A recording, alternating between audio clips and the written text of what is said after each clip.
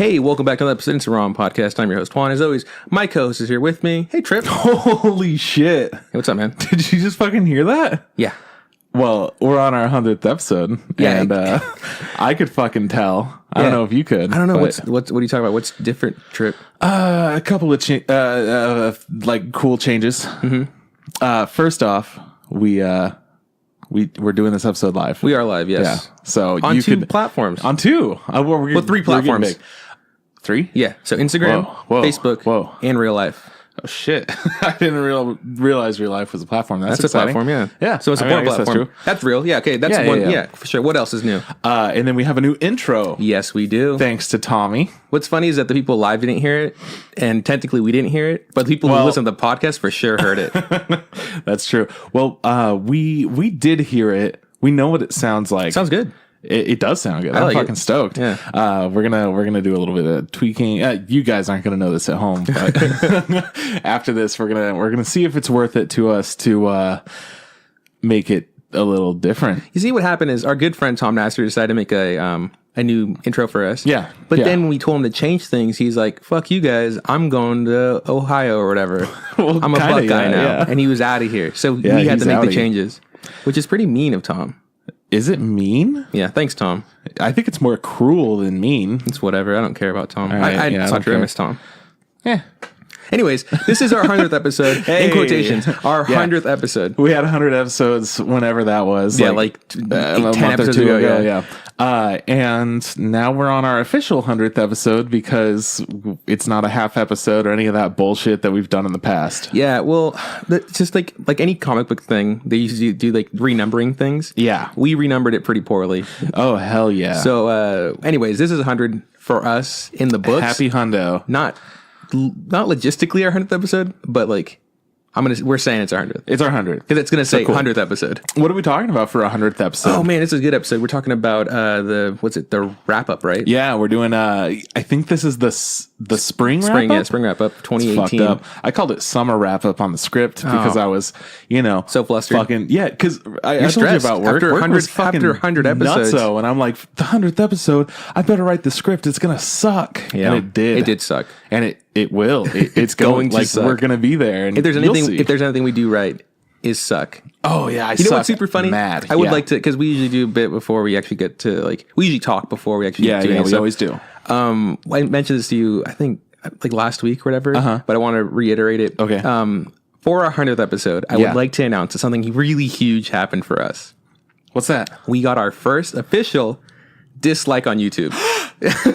Yeah, we did Aw. it. Yeah, I was Fun. like, I logged into the YouTube thing accidentally or whatever. Yeah. and I hit I don't know, like the insight, and it was like, oh, it's telling you how many people have been listening to it, Yeah, how long they yeah, listened yeah. to it, and it was like, it said 1. I was like, oh, there's just like a 1, this number 1. What's this one? And what's this one? I click on it and it look goes into like 1 dislike. I was like, oh, maybe it's like an old episode or something. And I click on to see what episode it was. It was like 2 episodes ago. It was like it was day 2 and 3 of like Anime Expo. I was like, damn. Yeah. And then I was like, wow, this person disliked it. And they, They're just like, man, fuck, listen to Bluebird. It's just Yeah. like, oh shit. I don't know what okay. it was. And then the best part was that I was like, oh, well, it's okay. No big deal. It's just 1 dislike. And then I decided to look at like how long they listened for it. They listened to the whole fucking thing. They That's what I listened love. to- That's so amazing. Have you ever listened to a whole thing to just be like, you know what? I disliked it. It was like over 100 minutes, right? It's like it was over an a hour. long Yeah. episode. It was 2 full days of like premieres and news. The balls for them to be like, you know what?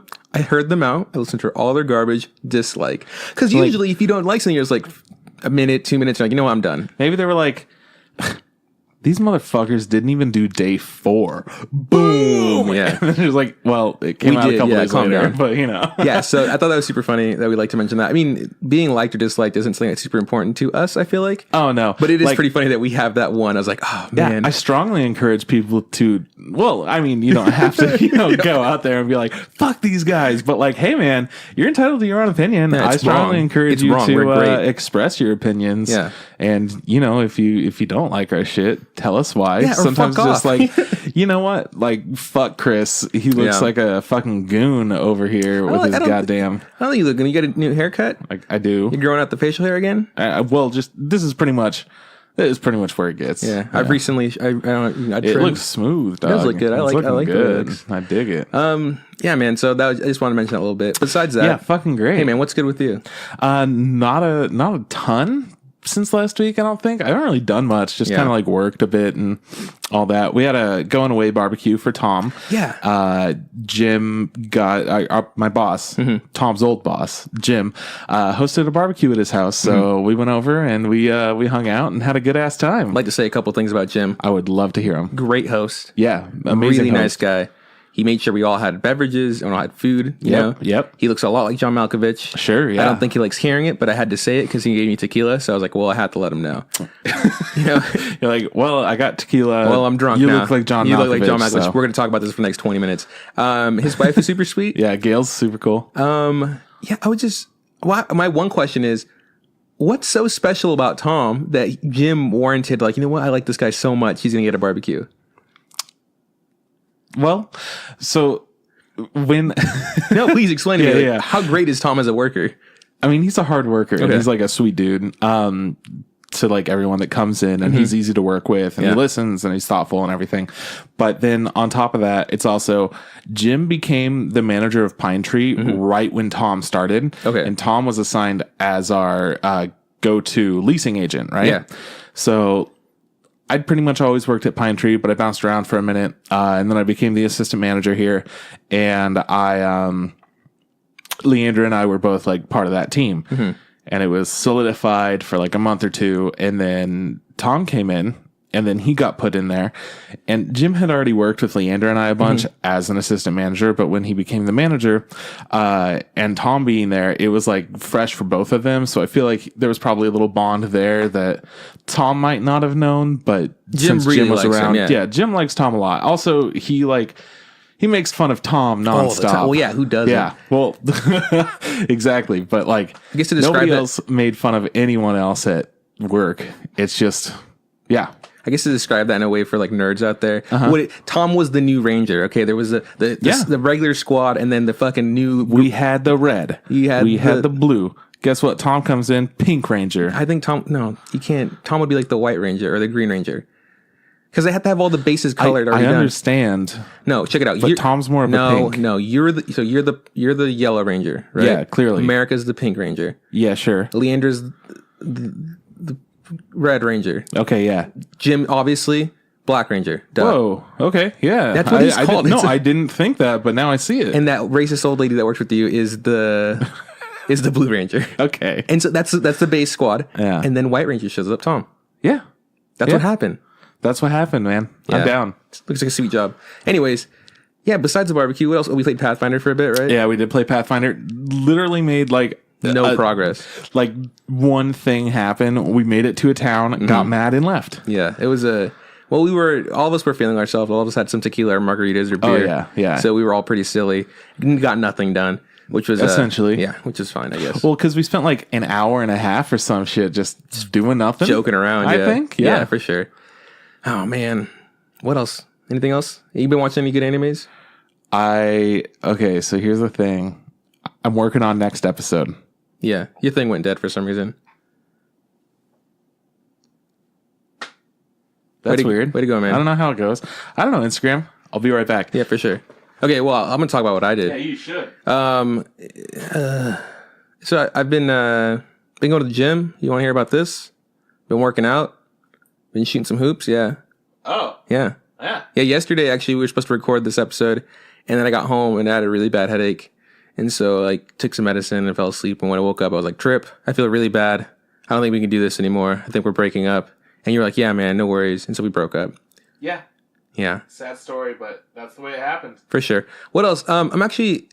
We're talking about anime I'm watching, right? So I've been watching all the new stuff for just whatever the next week's episode is, which is the preview, because I finished up all the wrap-up stuff. But I've also managed to watch a few episodes of other stuff. I got to watch some more Kuroko's Basketball, which is pretty dope AF. I also got to watch some Ultimate Muscle episodes, which I know no one cares about but me, but I thought they were pretty good. What else was pretty good? You know what? I also watched some stand up on Comedy Central. Yeah? no, What'd you watch? No, Netflix. Netflix, It's yeah. this thing called The Lineup or whatever. Somebody's been telling me about it. Yeah, how'd you It's- like that? It's cool. It's like 15-minute segments of just random people I've never seen before. This girl went up there, did a pretty good bit about like what it's like to convince a Tinder date to wear a condom. She said it was like it's like having an argument with like a 5-year-old telling him they has to wear a raincoat over their Halloween costume. Sure, yeah. And she's like threw a tantrum, which was really great. This other guy did this really cool thing where he ended his stand up like, hey, like most stand ups, what they'll do is like they'll have one really big joke to culminate the whole thing and like Right. have a callback maybe into like a joke from earlier, and everybody here erupts. He goes like, yeah, we're not gonna do that. We're not gonna do that. And then he just does other things. Like, wouldn't it be cool if I just kind of like pandered out and just like disappeared? And then he's like, and then he started talking about, he made this quick joke about like, wouldn't it, like imagine if like Lion King, at the end of Lion King, Yeah. like Simba, that's the main character, right? Yeah, that's Simba. Yeah, Simba looks at the screen and just goes, fuck me, daddy, at the very end, right? shit. And then he just cuts the black credits roll, whatever. And then he goes, how often would you think of that? Would it make it a better movie? He goes, like, it wouldn't make it a better movie, but you'd probably think be about it more more. memorable, So yeah. then he pantomimes him like sleeping in bed, and then he goes like, what? Why would he say that? And then he goes back to bed and he's like, oh, this kid's me. And then he just puts the microphone down and he just walks away. and the crowd doesn't know what to do for a second. And then they start like clapping. That's so funny. I love shit like that. That's stuff that's like, it's for an audience that's like not probably good. Yeah. But for us as like, Yeah. like, comedians, I'm sure they fucking lose their shit over that. They're like, holy shit, I can't believe that motherfucker thank God I'm good. did it. Yeah. Well, because that is like a huge trope of like stand up comedy where like yeah. you do that like, oh, ready That for the little last joke. Yeah. bit, yeah. Oh man.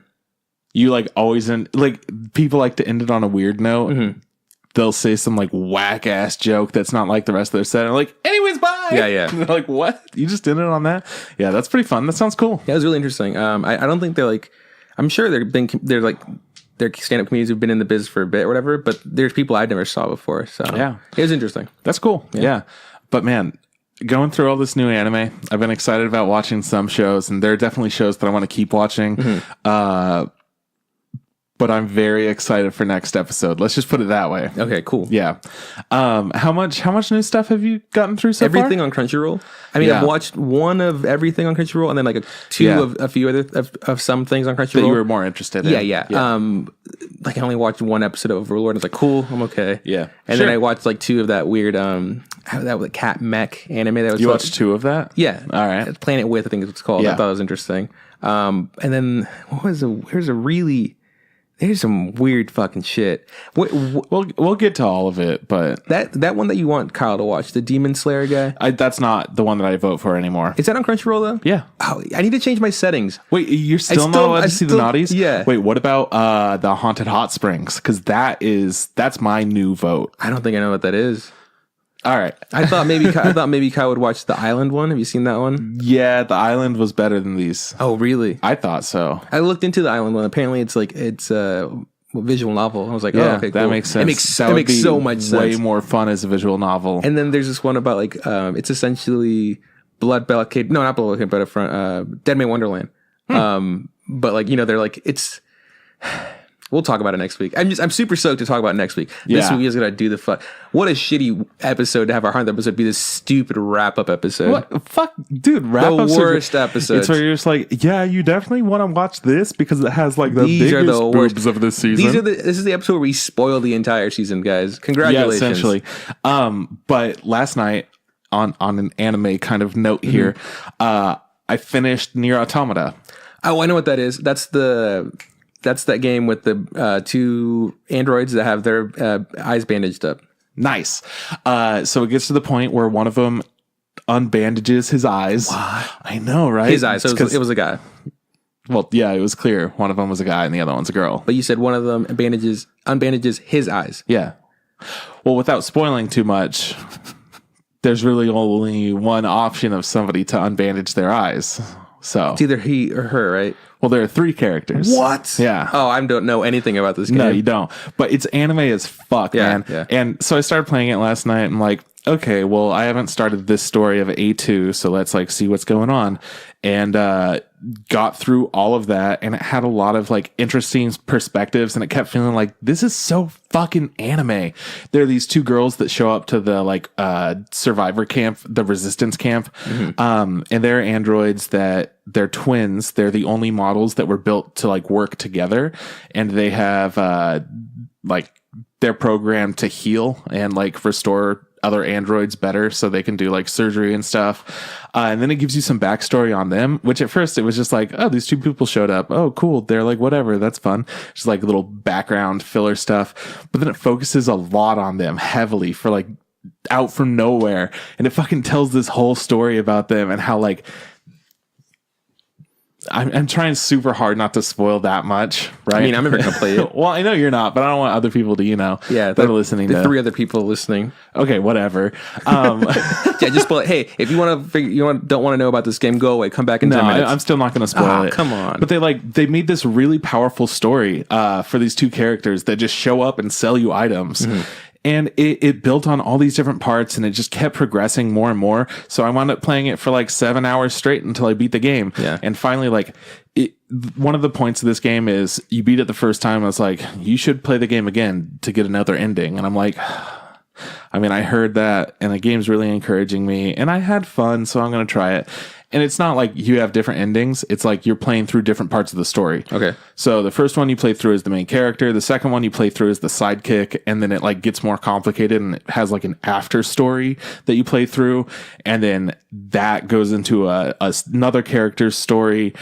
And then another thing happens. Anyways, at the end, you have the option as getting the ending for one character or getting the ending for another character, right? So I finished it, and then it unlocks like chapter select, so you could go back and do it immediately. So you could select the other character and end it that way. So I did. Yeah, exactly. So I did that, and then it's doing this whole thing where you have little like robots that fly around and shoot stuff, but they're also like they communicate with you, and they could communicate to other androids and robots and whatnot. So they're talking to each other, and they've over time developed like a consciousness, and they're kind of like, they really support you specifically and your friends. And they're like, you know what? Like, I know I'm just here to support, but like, I genuinely don't want them to hurt each other. And like, I don't want anything bad to happen and all that. So then they're talking after the end of it, and they're kind of like making different decisions, and they decide that like, you can end everything and send your consciousness to another person out there.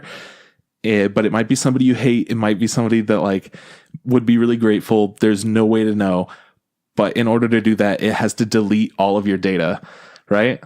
So I just said, fuck it. I'm not going to play the game again. It deletes everything. It goes through, and it's like deleting all the items piece by piece, every piece of information you got, all the parts of the story goes in, deletes your save files, and then it like brings you to the like screen at the beginning. You also get to send out a little note with like your thing, so that if you do go out and help somebody who's playing the game, it has like a special note for you. And I thought that was cool. So I deleted everything, and I'm done. I put like 30 hours into it, and it was a fucking blast. It was the most anime story of any game that I've played, which is like including Kingdom Hearts and Final. It's just like a Square Enix type game where all of this shit comes to a crazy culmination. You care so much about these characters, and it has this really interesting story that couldn't have been told through like a TV show in the United States, because it would have been like, this shit's fucking whack. But through a game, it's like, this is one of the most amazing things that I've seen.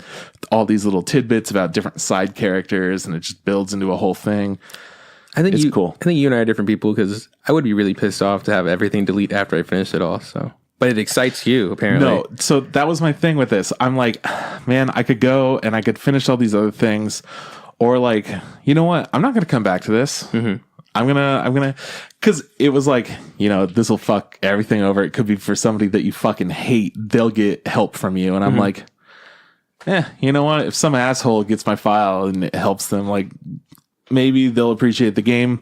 It's not about me. Fuck it. Is it some real asshole? Like somebody in the real world gets that's what they're saying. Like somebody in the real world. Like it could be somebody in the real world that you hate gets your file to help them. Did that ever happen to you? Did you acquire a file for somebody? I think it was talking about this little end sequence thing where it's okay. like call out for help, and I'm like, sure. And then like each time you get hit, it's during the credits, like stuff shooting at you and you're blowing up the credits. It's like Super Smash Bros. Melee. Yeah. Have you finished? Can you 100% that? I've never done that. I've always wanted to. It's hard. Yeah, it's really upsetting.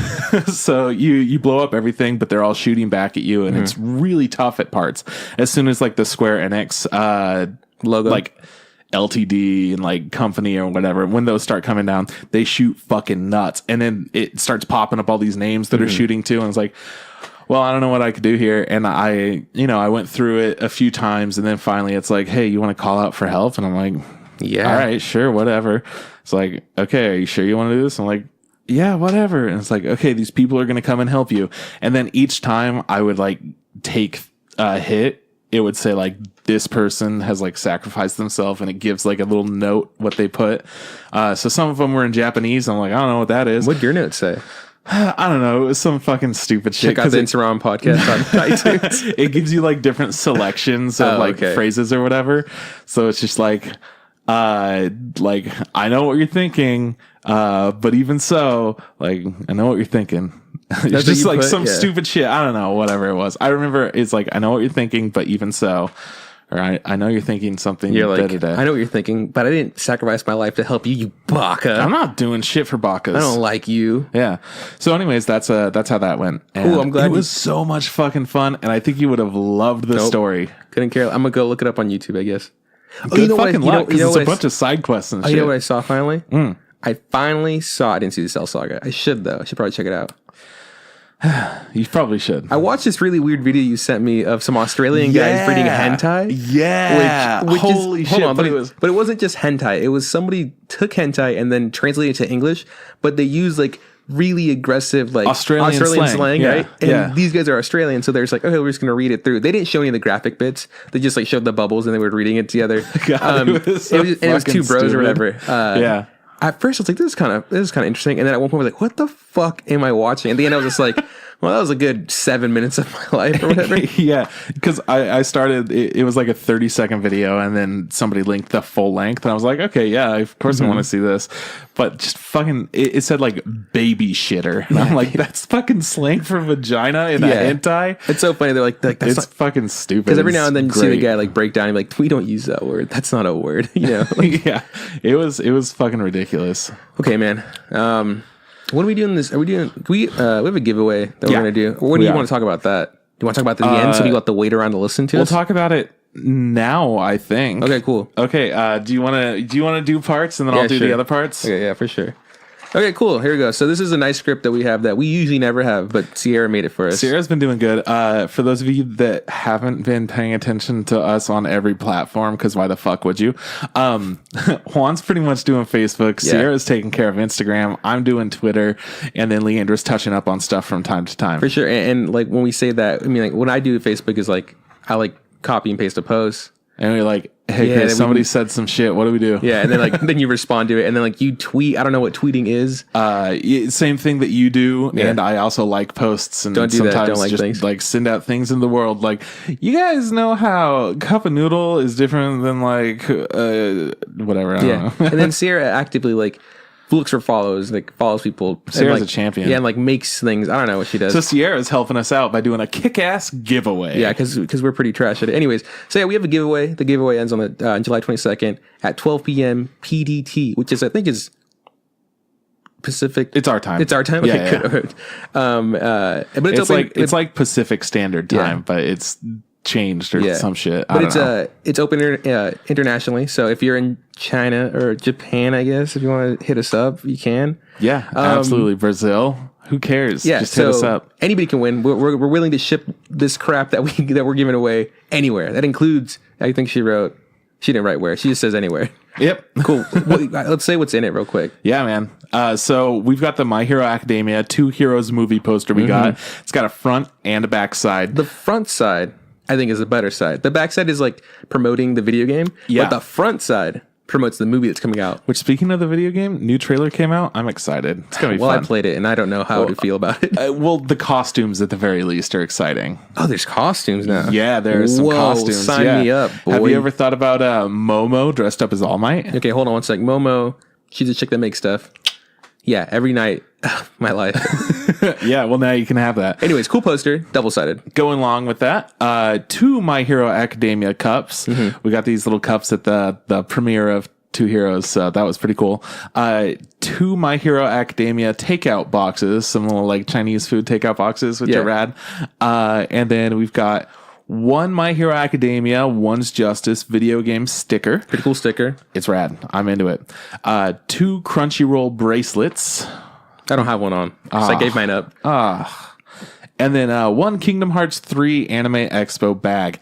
This motherfucker's huge. It's a bag. You could fit like 30 babies in it probably. If you're a small person, if you are below the height of like, I don't know, what, 5 to 10.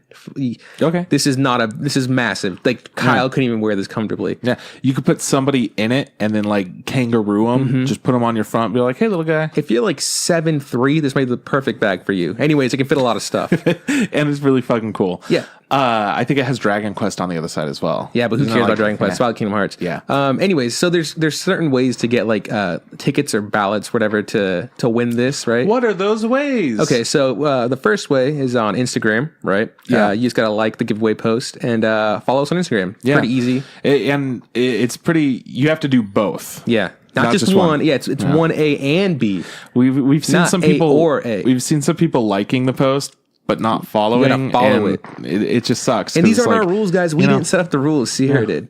That rascal set them up. Yeah. Okay. And then the second way is Facebook. Like the giveaway post and share the giveaway post. Again, 2 simple things to do. And yeah, you got to do A and B Yep. to acquire that raffle ticket. I'm going to call them tickets. I guess sure. I'm going to call them now. Sure. And the last one, just follow us on Twitter. Twitter's the easiest. You just got to Hella easy. hit the Twitter Hit that follow. motherfucking tweet button. The follow button, I think. Is Yeah, the one follow I'm looking for. button. Hit that motherfucking follow tweet. And you're probably worried about like, oh, who's going to keep track of all my ballots or whatever Sierra is. She has She's a she's goddamn- got a massive spreadsheet. Don't worry about it. so She's doing all different kinds of things. She's sure. quit her job so that she could do this giveaway. I hope not. She's got a pretty sweet job. She told me she quit. Don't say things like that. Okay. Anyways, there's also one way to acquire two tickets or whatever, two ballots. And this is the only way to do it. And Trip will tell you how to do that one. So you could get 2 additional entries on top of the others. So you could get 5 total of if you 5. want to do. And then you can go ahead, find us on iTunes, give us a 5-star review, actually review us. Yeah. You could be an old person if you want and be like, 5 stars. This product didn't work. The Yeah. leg broke off right when I used the podcast. Absolutely. If it's funny, you definitely get like brownie points. You don't actually get anything from it, but we will be happy because Did you just say shout outs? No, I said brownie points. Are we giving shout outs? I guess we'll give shout outs. Oh my God, a shout out on the Instant Ramen podcast. Oh boy. I almost feel like brownie points are more valuable than shout outs from this podcast. Yeah, pretty much. You can choose. You can choose. Say if you want the brownie points or the It's shout like, out. and I was very funny in this comment, and I will We'll take the brownie points. Thank you. 10 brownie points. You get 1 brownie. We'll ship it anywhere. So yeah, anyways, thanks for the support, you guys. Yeah. And, Also, just if good luck out there, Gambata, and all that shit. for the last one ass for the review, if you could screenshot your review and like email it to us at our Gmail, that'd be super helpful. It'd be a great way to keep track of it because you guys might have some weird iTunes handles or whatever and be like, what was the example I used? Dick sucker. Dick sucker. I think. Dick sucker 29 420 blaze I it. think you said cocksucker. I think it was cocksucker, but dick sucker sounds a little better. Yeah. It sounds more I think appropriate. Anyways, you got some weird handle, and we want people to know who that belongs to. Yeah, we want to be able to get the great shit to the you, people who not belong to. This is somebody pretty cool who's stuff. fucking around. We It is pretty didn't. cool. We didn't. I didn't know what to do with the cups and the takeaway things. But you know what? I have 2 suggestions. Okay, let's hear him. Okay, put food in them, Ugh. put drinks in them. What? I know, and hear me out. Do you put I've drinks got in the a secret third one. Okay, let's hear it. Display. Display them. Yeah. Okay, well, those are your options. My options are to give them away to anybody who wants them. Oh, I like that. So check it out. Sierra, along with fun ass instructions, gave us a couple of super spicy little gifts. So crinkle it up, see what it is. They're those bags that we get from. Oh shit! Look at that. Yeah, pretty cool. Fun ass little instant ramen podcast. Just like holding it bags. both ways. Yeah, Yeah. They're it's those ooh. drawstring bags that they give you at at Anime Expo all the time. Or it's like the Mario cape from Super Mario World, where you like put it on and it goes weep. It's very convenient. Thank you very much. That's rad. I'm super I'm down. gonna put mine over there. Yeah. She said that she has a different gift to give us, but you know she wanted to give it to us all together. But this one came in first, so she was like, "Fuck it," Okay. Cool. which I'm down. That's cool. Sweet. 100 episodes. Kind of 100 episodes. A little over 100. Shout outs to a little over 100 A episodes. little over 100 episodes. Hey, why don't we get into this week's news? Yeah. I would love to, but I'm Rock and not roll. allowed to. Oh yeah, my phone's locked. Here you go. Thanks, baby. Yeah, no worries. Let's get into the news. Cool. So this week on news, we don't have a whole lot, but honestly, like there are tons of visuals and stuff for new shows or movies that are coming out that we're not able to exactly tell you about. Can't be like, hey, there's a new picture, so look at Look at the picture. Yeah. But we posted on Facebook, Instagram, and Twitter. We're fucking shooting stuff out like that nonstop. And there's some pretty cool stuff out there. Stuff that I wouldn't have normally known about. Goblin Slayer. You know, actually, one of them is in our news. We'll get over to that soon. Anyways, Spicy Tales is a new indie development company, and they're developing a VR anime, which is based on Spice and Wolf. Okay. Have you seen Spice and Wolf? First off, never seen Spice and Wolf. Second off, people fucking love Spice Exactly. and Wolf. I've never seen it. People cannot shut the fuck up about it, though. People love it. They're like, when's my next season coming out? I want Spice and Wolf really bad. We may never get that, but now we're getting something kind of like it. So for those of you that don't know, like me, VR anime is anime in virtual reality, where you like. Didn't we try that at Hulu once? No, we just watched anime with a the VR VR 's headset. not comfortable, This by the is way. like a VR anime. Like immersive. It's like that fucking One movie. Room? No, it's like that movie. What's it called? Ready Player One. Ready Player One. That's what This it is is. like Ready Player One. I Nice. thought you were going to talk about the Frankie Muniz movie, Game Over or something like that, Oh, or I don't, from like forever ago.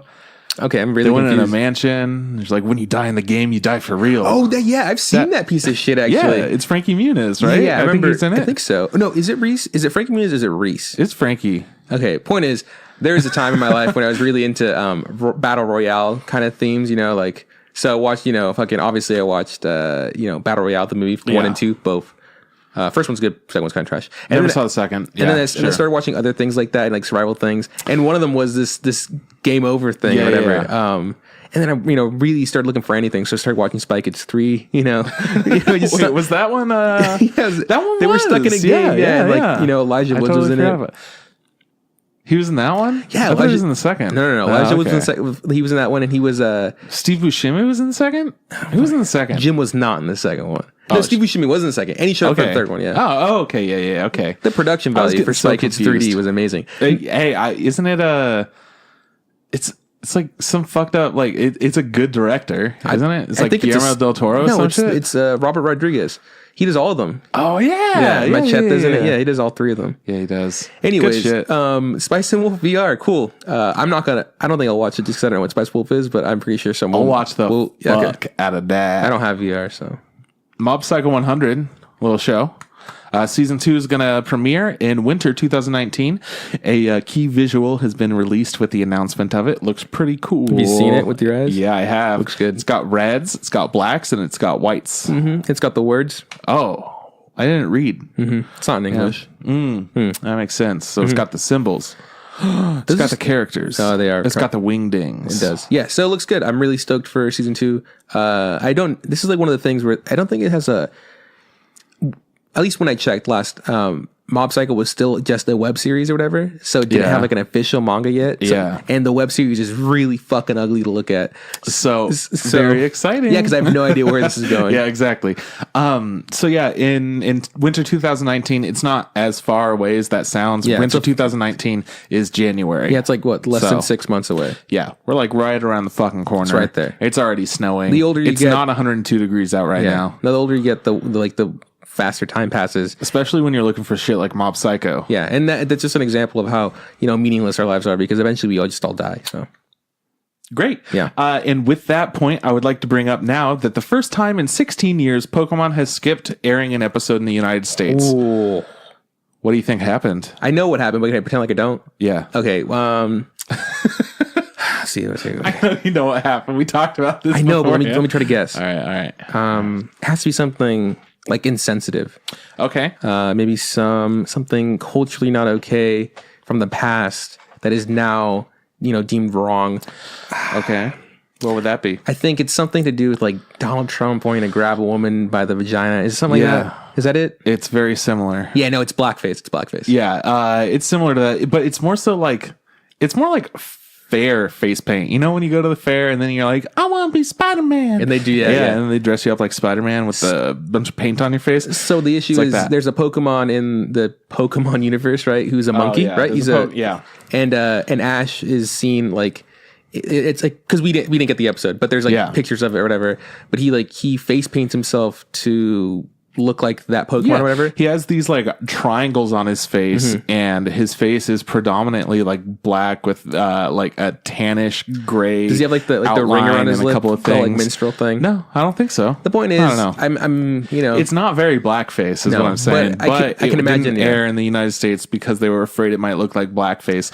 I can't remember the name of the Pokemon, and I'm sorry, you guys, but it's the basketball one. Is that the one that has like the ball, whatever? Like, yeah, and like, yeah, I know what you're talking about. Because there's Oranguru, which is from big old orangutan, Moon, right? Which we saw, and this is the other guy, and he's got a big old tail, and he's got a little hat, and he's got a little like whoop whoop. Yeah, he plays with the ball. Yeah, that's one because I had son or whatever. Yeah. No, so I can see why they pulled it.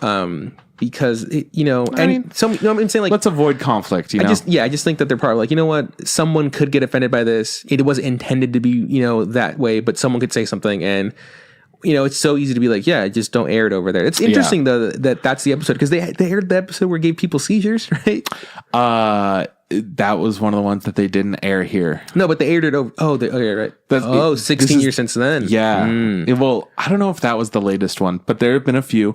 There was one where there was like guns. Is it the one where James got boobs also? Yes. Yeah, I remember that one. There's the boob ones. There's the gun one. Yeah. And the seizure one. And I think it's been 16 years since those.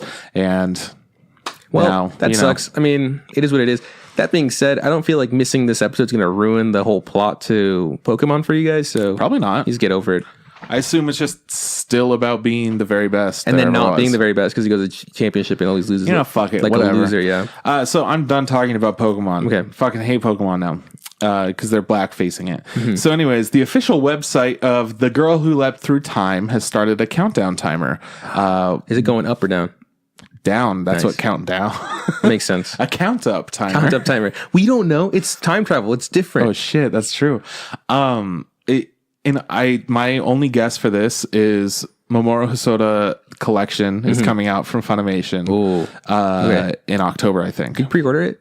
No. I couldn't find it for pre-order. I pre-ordered Rekka 7. That doesn't help me. I don't care about that. I want you to pre-order this collection. I couldn't find it. We'll try. It's not available for pre-order yet. It's not available for pre-order yet. Maybe that's the countdown's for. Yeah, exactly. That's what I'm fucking saying right here. God damn it. I like The Girl Up Through Time. It's a pretty good movie. Yeah, it was a good movie. As well as all the other movies in the collection. So I'm excited about that. Name them. Go. Wolf Children, Summer Wars, The Boy and the Beast. And The Girl Who Leapt Through Time. Good job. You said you didn't name it. So all the others. Yeah. That one plus 3. That's a good collection. You should buy that collection. You should only borrow that collection. Fuck you. It's mine. Is it Blu-ray? Yeah. I don't have Blu-ray. I'll buy it. I mean, I don't. Maybe my parents have one. I just don't. Everything's streamed for me. So I guess that's true. That's the future we live in. Hey, so check it out. Attack on Titan Season 3 is going to premiere on August 18th. Boo! Boo! No one likes you, Attack on Titan Season 3. That's really divisive to say out loud, yeah? Yeah. Look, okay, in my defense, Season 2 took forever to come out, and I'm really upset with how it ended. It wasn't even 2 core. What the fuck? It wasn't 2 core. That was pretty fucked up. That's fucking bullshit. I think this is supposed to be 4 years for what, 12 episodes? Man, I'm so down with all the shit that happened with Ymir. What? Is that why you're excited? I like Ymir, yeah. Whatever. Look, man, I'll watch this. I'm not going to be happy about it, though. That's fine. Don't worry about it. You don't have to be happy. I'll be stoked for you. Oh, and it's airing on Toonami also. Hell yeah. Nice. Hell yeah. So B Project has revealed its second season is going to be titled B Project Zeko Emotion, and it's going to air in January 2019. Is that the one where they like do the idol things? Yep. Okay, we're not watching that. Nope. Okay. Anything So else? that's a fun little thing. No, that's pretty much all I got for Well, news. I got a piece of news. You found some weird shit, I got a piece of news. which is just loosely based on news. It's tit for tat anime as fuck. So what it is that there's a new movie. It's a live action adaptation of Kaiji. I think I'm pronouncing that right or wrong, but it's about the guy who's like he has like gambling debts. He needs to pay them off. I watched this a year ago, 2 years ago, maybe a year ago. But essentially, like he gets coerced by these mobsters to like pay off his debts by playing some crazy like life game, and like he's playing rock paper scissors. It's super hardcore. The animation Trip cannot get past because he thinks it's ugly as fuck. It's fucking gross. I think it's interesting looking, in my opinion. it is interesting looking, and that's also fucking gross. I like it. Anyways. in this case, So they're doing a live action of it, and it's not even called Kaiji. It's called like, was it Animal World. Animal World. Michael Douglas is in it. Yeah. The production for this thing looks like it's through the roof. There's like a lot of fucking weird visual effects. And it's also a Chinese like adaptation. It's not Yeah. like Japanese, because there is a Japanese. There's actually 2 Japanese movies from this live action like that they made, and it has that has Japanese Brad Pitt in it, who's my homeboy. That being said, I think it's really worth watching. I cannot wait to see it. I know you are super worried that you're going to hate it, but I can't wait to review it. Yeah, man, sure. Yeah, check it out. The trailer. It's incredibly loosely based. It's like not even. It's spot based on. off of it. I mean, we don't know. You don't know, so we don't know. Anyways, check it out. The trailer's out for is out there, and there's also like a bunch of teasers and stuff and extended trailers. So it looks interesting. I can't wait to see it. I don't support it. I support it full heartedly. I don't like that they're If you asked me if I'd rather see this movie or season 3 of Attack on Titan, guess what I'd say? this movie. I'd probably watch Attack on Titan because okay. I might get burned by this, because I still like Attack on Titan, but I'm really excited for this movie. See, the fucking thing is like, Don't badmouth it. DJ's gonna love it. It's gonna be a great movie. okay, if you could just let me fucking talk for a second. No. The thing about this is they're like, it's based on this manga series, but you could be like, you know what? It's based on Super Mario Brothers. And you could be like, yeah, I mean, I understand. It does have monsters. I'm sorry. so- Have you seen the movie yet? No. Then how can you judge it? The trailer. But that's not the movie. That's the, The trailer No, gives you shut an your idea mouth. I don't of want what to the hear movie's supposed to be, supposed to advertise I'm calling what it the right now. movie is. I'm calling it right now. Best movie of the year. You could call whatever you want, but Calling Bye it. Bye Man is still the best anime of my life. That is the worst movie ever. Fuck But, you. oh, that comes out. I think comes out on the 29th, by the way, of this month. Shit. I mean, I don't know if that's in China or wherever, but it's coming out. So That's exciting. look out for. Is it Animal World? Yeah. Look out for Animal World. You don't even fucking remember. I can't remember. Why wouldn't they just It's call called it Kaiji? Circus Animals. You Yeah, can there's buy it at the clowns. store. Looks really good. Anyways, I'm down to talk about the anime that we watched this spring. Anyways, yeah, so that's the news. Let's talk about the actual topic, which is the 2018 spring wrap up, right? Hell yeah. So these are the episodes, these are the shows that we watched all of, right? Yeah. The thing that I usually do with this is I, finish the ones that I went week to week, and then at like the last 2 or 3 days before this episode airs, You watch some other shit. I'm like, oh well, there's this one series I've only watched episodes, and I just binge the whole thing. And then those are usually like hit or miss, because it can be like, wow, I can't believe I watched this trash. I'd be like, you know what? I'm really glad I binged it. Yeah. I know you do it differently. You watch like everything weekly, right? Yeah, I watch everything weekly, but I also do that same thing Do for you? little things that, yeah. Okay, cool. We just never talked about it. we never talked because, about like, it? it doesn't matter. So you and I are the same. Pretty similar, We're yeah. like brothers. We're pretty much brothers. We look like brothers. You know what? We look like brothers. If I've been told once, I've been told at least twice by a white couple that we look like brothers. Hell yeah, we look like brothers. I'm done with that, though. Why do people always say that? I don't know. It's Maybe just like we're just doing our own thing. They're like, are you brothers? We're just- It's just like, I'm What? just trying to hang I'm out, just eating man. spaghetti here. I'm minding my own Literally damn just business. riding on a shuttle. Minding my own fucking business, and you're gonna come out here and upset me because we're not actual brothers. Hey, brother. So we're going to talk about Megalobox. Yeah, cool. It's a show by TMS Entertainment. They've done things like Relife and Orange. I've seen both of those. Yeah, I like that's both why of I those. put them both on there. And yeah, me too, which are very different shows. Real Life is like a comedy slice of life type thing. Orange is like a drama with a goal in mind. Like it has a story to tell you. And then Megalobox is it's like a shonen boxing. Yeah. Raised to the top, cream of the crop.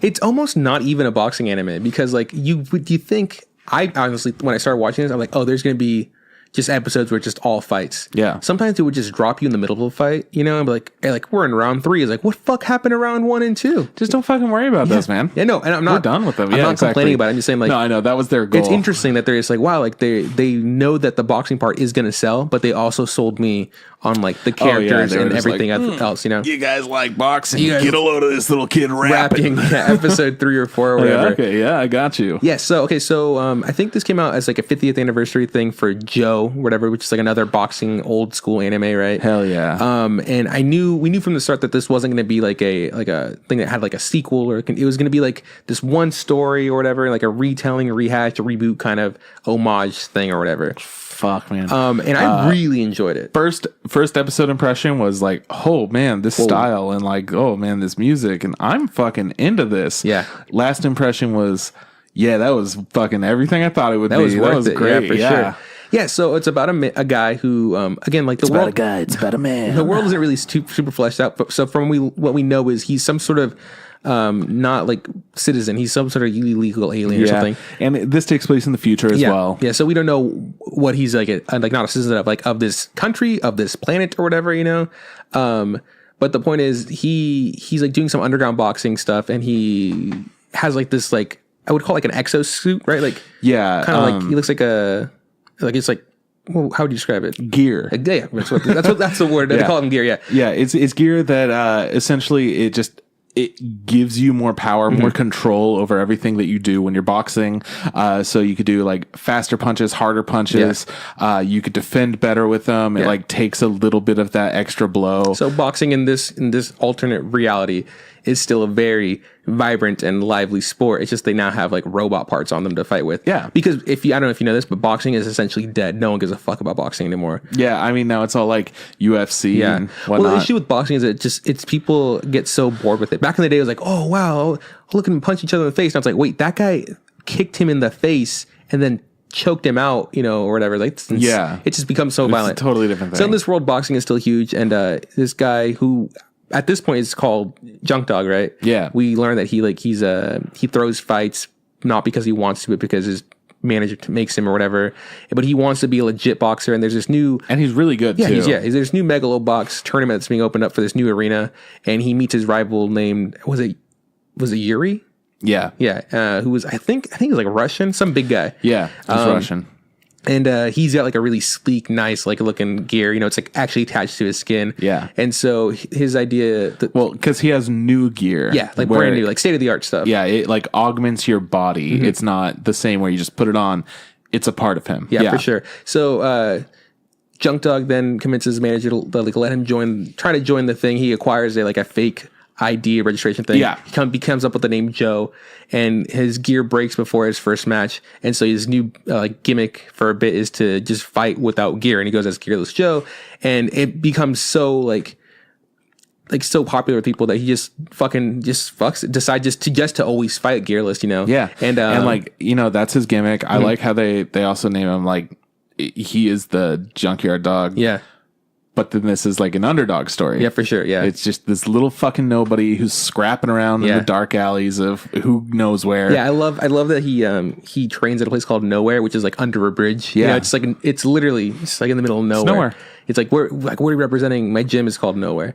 Every single part of this was just so cool. For sure. It was like neo-futuristic, but like also very like desolate in some regards. Like also he's had- out in the desert and there's just fucking nothing, and he's biking. There's no roads or anything. Yeah. I don't know. It's weird to see how developed parts are and how undeveloped other parts are, and just like I was fully immersed with the characters, the world, the music, the story. I wanted to see what else this world has. For sure, it gave me like super like vibes of like old school anime. You know, Cowboy Bebop. yeah, you know, Name more. Trigun. I'm just naming an old anime. Yep. Those are my list of old animes animes. that I always like to name. those two. But I'm saying like it just looks visually that way. Like Yeah. it looks clean, but it reminds me of those other older animes. Those specifically because, as you know, Cowboy Bebop, it's a futuristic space show where they're space bounty hunters. So it has like a bunch of different types of worlds that they're visiting, different planets.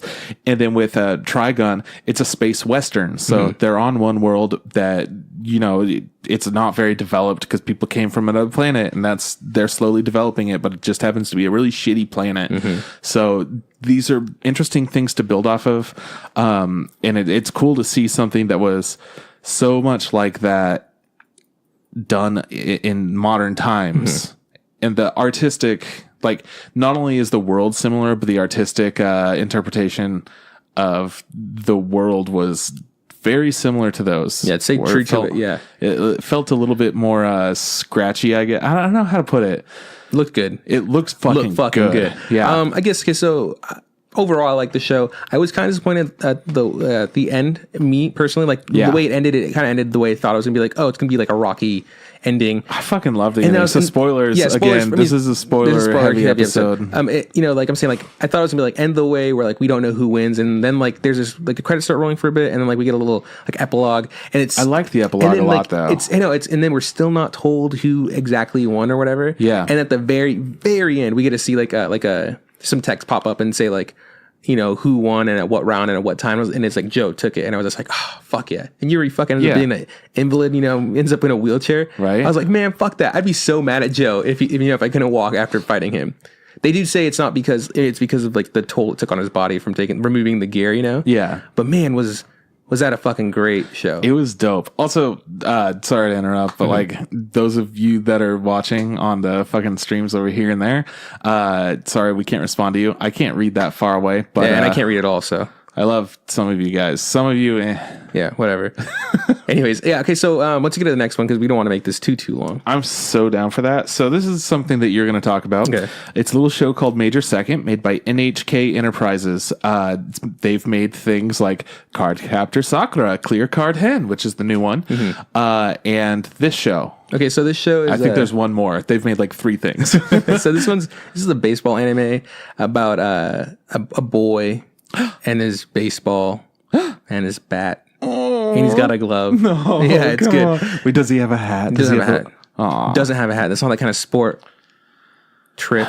Okay, well, I guess you don't know nothing about America's pastime. No, I'm excited to hear about it. Please tell me. So we've talked about this in the past, but it's essentially like the sequel of this huge like anime manga series that went on way before this. It was called Major. It's called Major. Yeah. And that story was about the main character in this story, his dad, and how it's super cool because it followed him from being like a kindergartner to being like an adult and like just wanting to make it to the major leagues and become a professional baseball player. That's pretty interesting, I think, to like, because you always see characters grow or whatever. Sometimes there's this time jump, but like he was so little. Yeah. So like I feel like this is probably like a manga or an anime that people watched when they were little kids and they just grew up watching it. Yeah. Anyway, so it ended, and then this is a sequel to it because there's a manga I think for this, but the sequel follows the son who wants to be a baseball player just like his dad, and he finally gets old enough to like try out for his first like local little league team, and he is just shithouse. He's like he's so bad at baseball. Even his sister's fucking his good sister's too, amazing right? at baseball, because he's the younger of 2 kids, but he wants to be a pitcher like his dad, but he just has a weak arm and just doesn't have the gift. And it's kind of cool to see that because like very often we see like our main character just be amazing at something,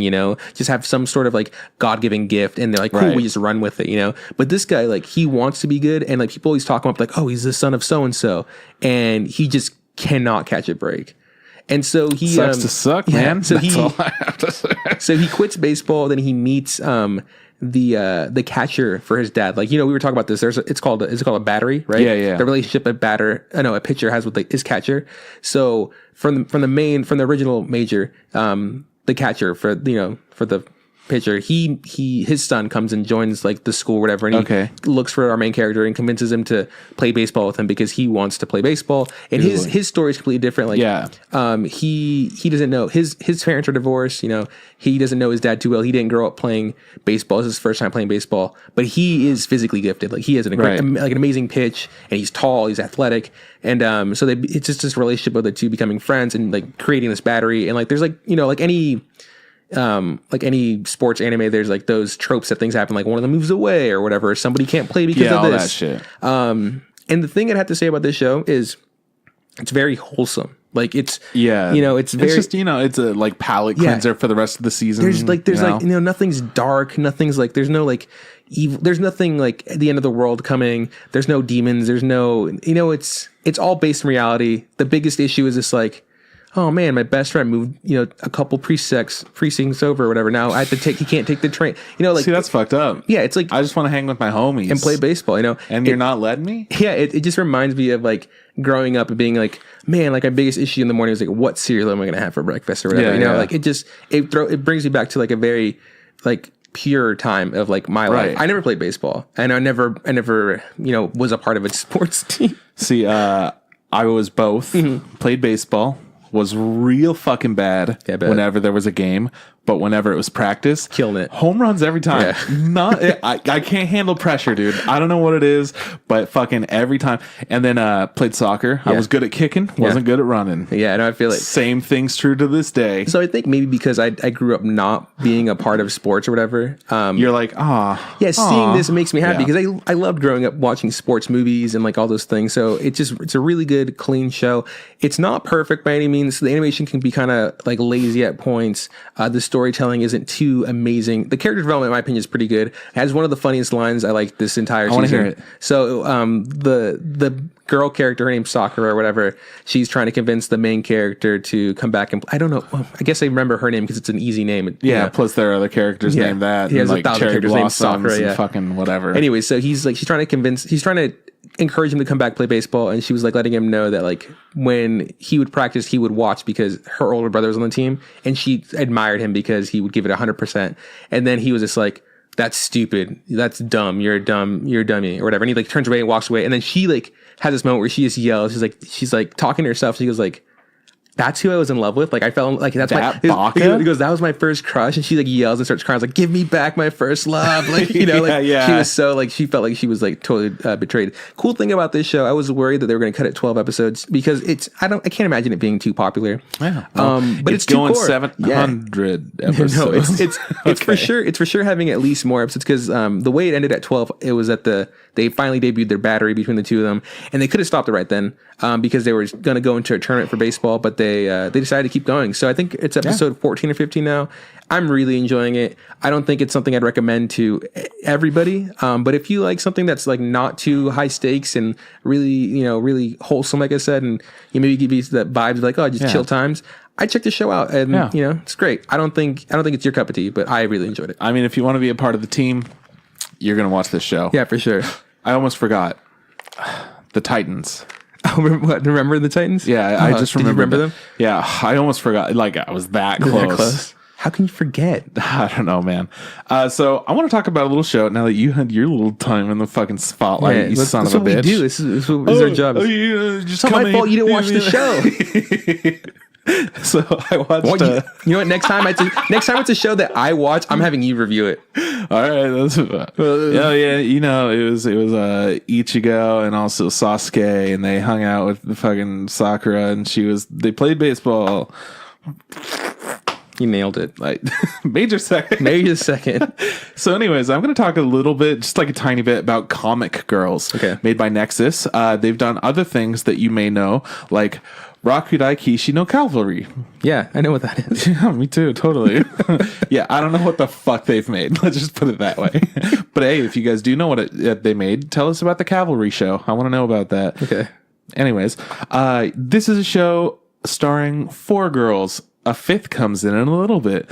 Where what a sizzle. Oh man, don't even give me a 5th girl here. They all want to do some manga shit, so they're all making their own comics. We've got a girl who's good at 4 Koma comics. That's her specialty.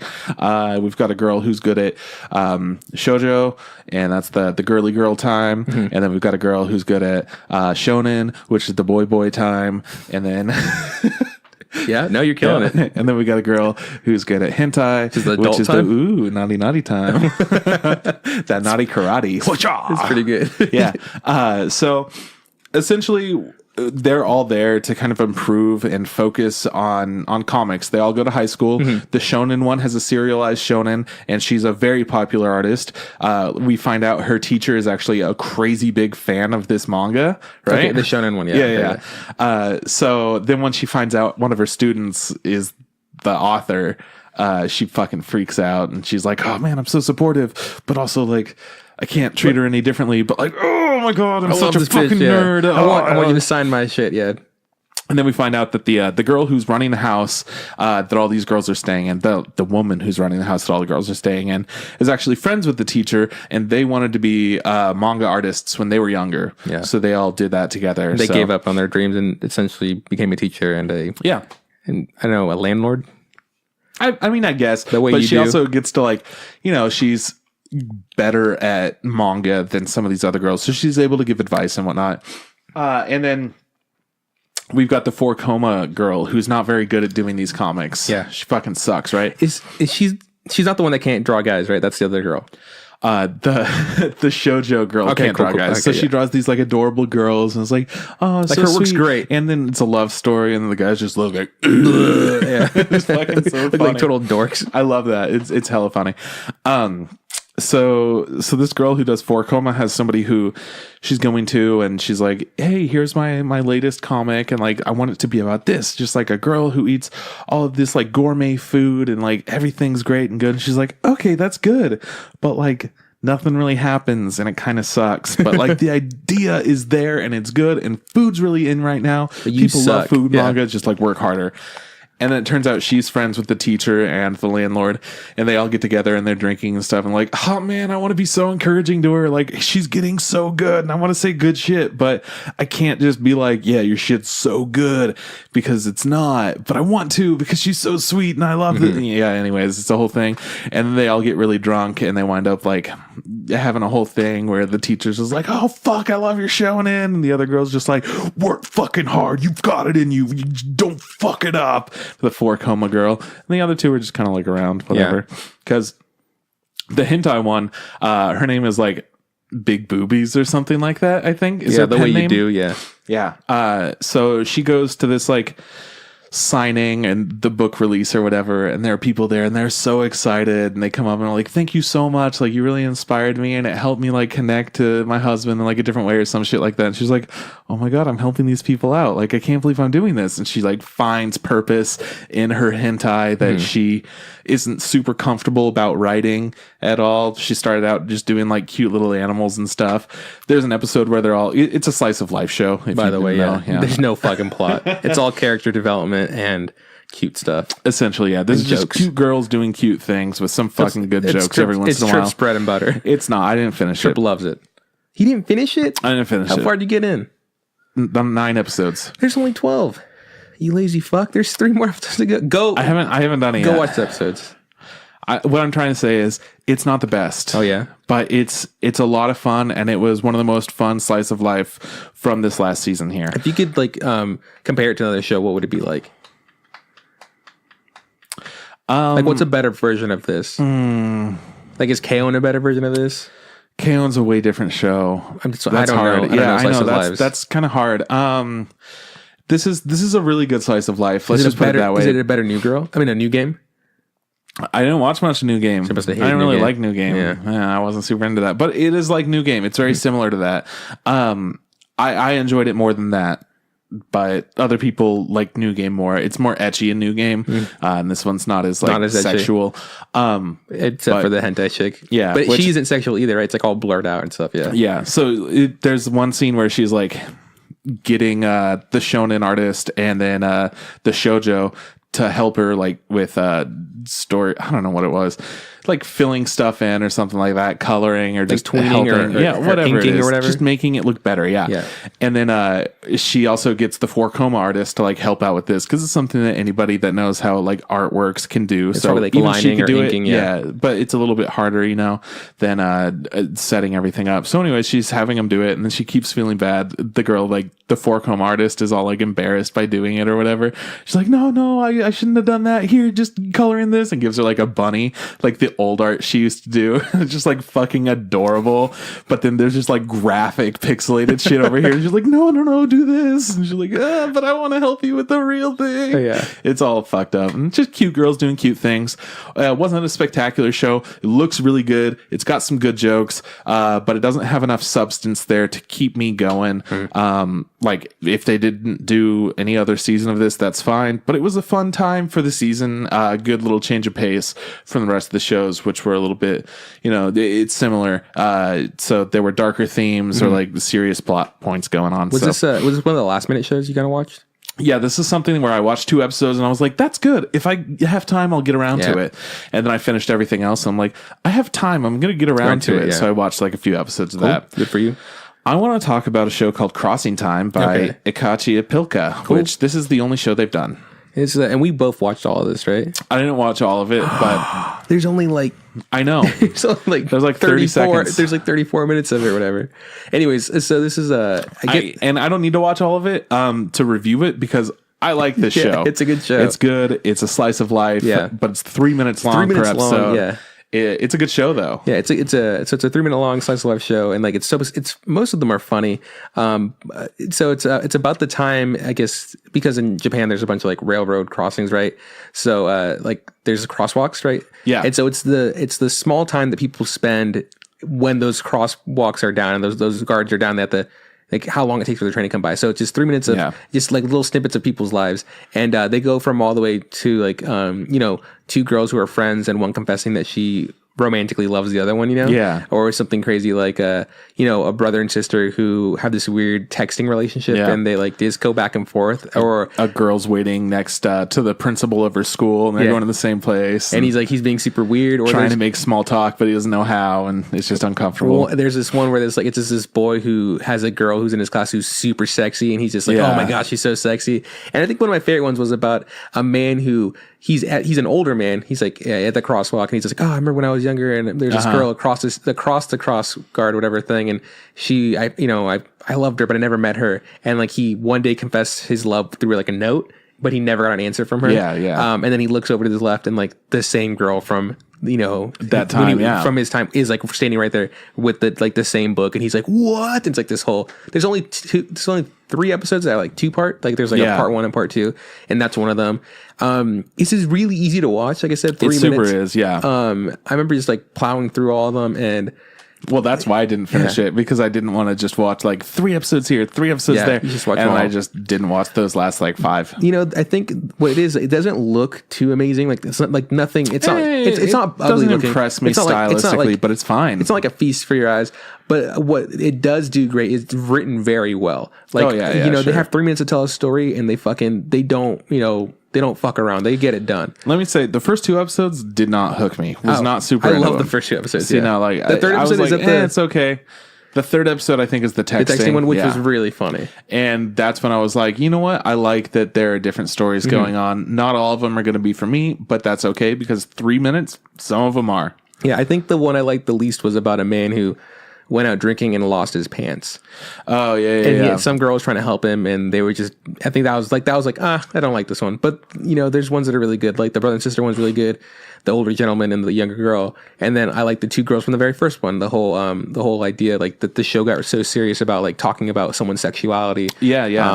I thought that they did handle that really well, but Yeah. I was just like, I mean, cool, whatever. Doesn't do it for me. Like, whatever. Drawing the Franks did it better. That's Yeah, your thought. Don't worry about that. Whatever. Whatever. Anyways, good show. I think anybody should watch it. There's something for someone in that, and again, it's only 3 minutes a piece, so. Definitely check it out. Watch 3 episodes, I think, is a safe bet. And that's if like you got half 9 of an minutes to actual spare, show. Yeah. So speaking of Darling in the Franxx, made by A1 Pictures, Trigger, and Cloverworks. Cloverworks did Persona 5 the animation and Slow Start. A1 has done a bunch of shit. Let's say Erased for that. And then Trigger has done a ton of different things too. Kill a Kill. And, A1, what they make? They made Your Lie in April, yeah. Erase, Yeah. Shelter. Yeah. Shelter. It's a throwback. That's a throwback to episode for the Anime Expo 2, day 2 and 3. You bitch, you out there who didn't like it. Guy's like, I remember Shelter. Dislike. Boom. No, yeah. So this is we knew about this. I think a year ago, right, when Trigger announced that they're doing this the team up with A1 Pictures, and we were super stoked to watch it. I feel like so it's all done. It's 24 episodes or something like that. And, and there's give like or take, and there's like 2 episodes in there that are just like behind the scenes bullshit. Yeah. That being said, I watched one of those, did not watch the other. I watched like a second of it. I was like, I don't like this. I really liked the show. I really liked it from beginning, middle, and end. Honestly, like at the beginning, good. the beginning took me a while for me to like It was a slow to feel it out, And then the center I was like, oh, I'm really getting to like. And the end, I was like, and in the end, I was like, wow, like that's how it ends. Cool. And I'm okay with it. A lot of people seem to not like the way this thing ended. Like, I don't know how you feel about it, but I like the show. I felt like it had all the right parts, but they rushed the ending.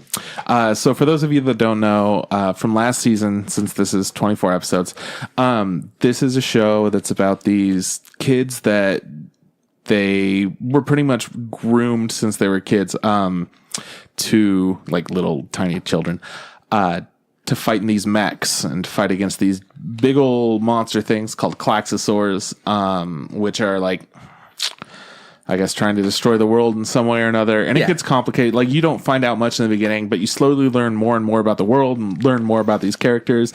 And then you find out some past stuff going on that's really interesting. And that's when the show fucking hooks you hard, but it takes a while. Yeah, at the beginning, it was like the Klaxosaurus things. The show is really simple. We just think, oh, it's just like there's bad guys, right? Yeah, just Mechs, like whatever. bad guys. That's kind of what it is. You find out more and more. And then in the center, we see it's more like things really chill out for a bit, and we take a good time to learn who our characters are, Yeah. And there's not much fighting and stuff. And those were the episodes where I was like, I wonder if I still like this, Those were the episodes where I was like, I do like this. Oh, yeah. No, well, it took me a while. Because there's like the beach episode, and I'm like, But then there are a couple parts where I'm like, I'm excited to see what happens with those little elements. Like the girl finds a book that tells her about pregnancy and shit like that. And yeah, no. she's like, what's pregnancy? Then you find out no adults have genitals anymore. Yeah, or just apparently pretty nuts. Yeah, they can't procreate or whatever. Yeah, no. And so I think it's like, the thing is, we watched it all the way up into the whole time. I want to know what the world is, like what's going on. 'Cause it's not very clear. These kids don't know anything. They're used as a device for us to not know things. I mean, they're called parasites too, so they're not like even weird. treated as things, people. They don't know what a kiss is. They they don't understand what they do. Can sometimes be construed as maybe sexual. Because they're just doing what they were made to do. And then so the whole time I want to know what's going on. And by episode 19, I'm just like, you know what? I don't care. Honestly, couldn't care because I like these characters enough to be like, it doesn't matter what they're doing. I'm just really happy to be along the ride. And then episode 19 or 20, they come out and they go like, all right, guys, here's everything. Here's the plot. Here's the backstory. And the whole time I was like, cool, whatever. I don't care anymore. But thank you for giving it to me. I mean, there were a couple of things where it's like, you know what? They did some weird shit and it's fine. They turned a robot into a girl that fused with a guy. And it's a whole thing. And then he got horns and... and like parts of it totally worked. Yeah. Other parts were like, okay. But only because they didn't spend enough time like telling us about different parts. They just jammed it all in super quick. So it was like a culture shock in a way, which it's pretty similar to how the kids felt. Yeah. Right. It's like a whole roller coaster kind of thing. And the ending did get kind of wacky in my opinion. I gotta plug this guy in. You can try to check that out real quick. Yeah, that's fine. Let's plug. I just said it was paused due to poor quality of the connection.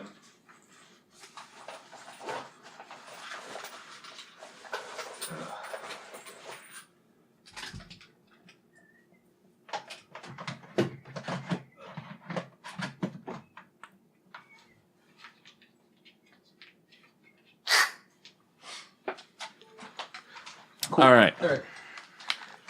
Sick little break there. Nice. Yeah, I'm glad people get to see the inside workings of podcasting. We're like, oh, well, shit, that's always we have the to thing, do something. Yeah. It's like, fuck, man. You're probably wondering if I'm going to cut that out of the audio. No, it's going to stay in there. Don't give a shit. So what you're saying is the last part really ramped up to this really kind of like out there space thing, and it really took me by surprise because I fell asleep. What happened was I was eating dinner, right? Okay. Sierra and I started watching anime, and I got really sleepy by around like episode 20 something or whatever. Okay. And when I wake up, like everything's fucking different. There's a whole there's a whole different race out there, and they're just doing a bunch of madness, And I couldn't tell you if I was like, is this a fever dream? Did I miss out on something? It feels like a fever dream. I'll tell you that much. Because I was like, who? Like, it's a huge shift, Yeah. And we learned. And here's the spoiler. Here we go. Darling the Frank spoiler. Here we go. The Colossus or whatever, right? They were in a race that was there before Earth, and they got invaded by these almost like hive mind bodies that are like what's the word when you don't have like a physical body? They're like just like floaty things. Drone. No. Remember how the father was this weird like extraterrestrial being that had like no physical shape. It was just kind of floating in air. Just weird. Yeah. What's that called? Forget it. You're useless. You're useless to me. Well, is Now you're useless. Point is, anyways, so we find like a out. projection? Anyways, the point is, what we find out is that like the Earth got invaded by these other guys.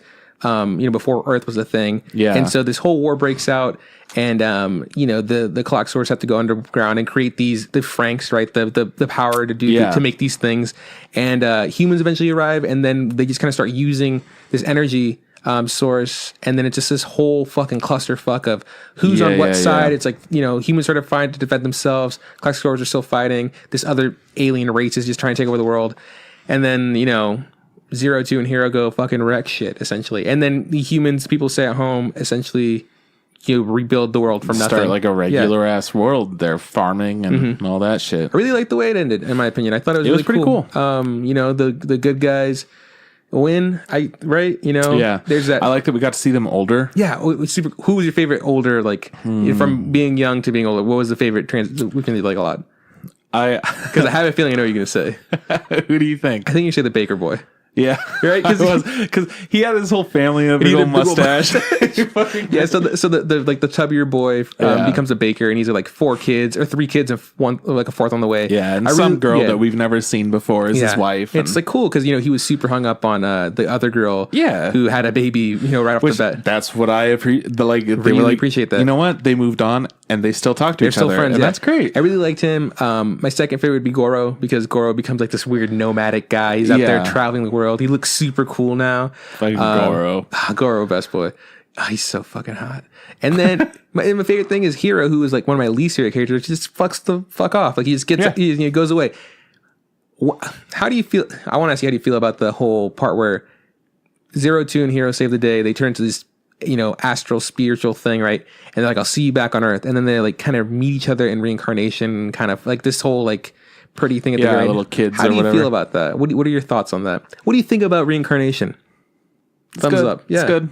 A big old good time. I think it's sweet. I don't know if I'm I'm just not a big cool with it. a believer of that kind of stuff. Well, right. But I mean, it's kind of a cool idea. I mean, clearly, like the idea of heaven is dope as fuck. It's just like, oh yeah, you get to go like be happy forever. The end. Yeah. Or like Nirvana or whatever you want to call it. And then there's the idea of reincarnation, where it's just like you do as many good things as you can, and then Maybe you come back as and a then person, yeah. good shit happens Or as again. a beetle, who knows? Well, whatever. Yeah. So I think it was sweet. Like visually it was sweet. I liked the way the world progressed. And you know what really bummed me out though? What? At the very end, like there's just a shot of this tree getting bigger and bigger, and the world behind it's getting like bigger and bigger. Like Yeah. And then the 2 kids meet, but before that, the realization hits me like, oh my god, these kids, these parasites that we grew up with are dead. Like there's no way they're like still alive. Yeah. And that really bummed me out. It really saddened me. Yeah. It's Anyways, I like sad. this. I like this show. Some people might not be too happy with the way things went for it, but I was cool with it. I think I looks, had a good time. It's visually really cool in my opinion. I think the animation is slick, right? Yeah. And I love the theme song. That's true, man. Yeah. Kiss of Death. It's the best. But it's one of those shows that's kind of hard to recommend to people because it's got so many different things going on with Yeah. it. It's like, I don't know if you're going to like it. You're going to like parts. I know that. Like anybody that watches this, you're going to like parts. Yeah, no, it's you might not like the whole thing, but I had a good hard time to with convince it. somebody. I had a buddy. I'd try to convince him, and they finally convinced him to watch. He's like, "Yeah, it's fine." I was like, "Fuck you, it's fine. It's great." Like, get to the storybook episode. Give it the then good you'll, part. you Give know. the part that makes you cry out your eyes. And you're like, oh shit, man, she's red. Oh no. Oh no, she's ruined. No, oh no, oh no. What's next, man? So what's next is a open little your show that I like to call My Hero Academia. My Hero.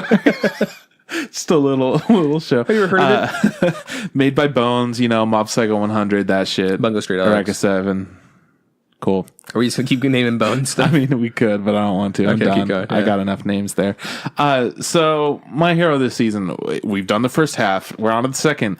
I mean, I thought it was fucking great the whole fucking time. Yeah. But apparently some people didn't like the fights. They didn't like the whole fucking. I know, right? What fights Okay, don't they so like? this is what I'm fucking pissed. Okay. Calling out right fucking here, Leandra and Josh, who didn't like the whole summer camp thing going on. That was great. Yeah, I thought it was great too. Starts out and you're like, oh man, cool. And they're all training. And you're like, oh man, this is fucking cool. I like training. This is fun. And then suddenly, oh no, villains are here. Well, guess what? That's what fucking happens in Shonen. There are going to be villains that fucking show up. Whatever. Plus the season before, we got like a lot of like story building parts where it's just these characters are training with other people that are established and whatever. It's fine. Anyways, so they're at their summer camp and they're just starting to train, and then fucking shit hits the fan. Villains show up, and then a bunch of fights start happening, and it's chaos. Yeah. And apparently, I was there. Trip, you want to tell me about it? And apparently, some people were not super into that.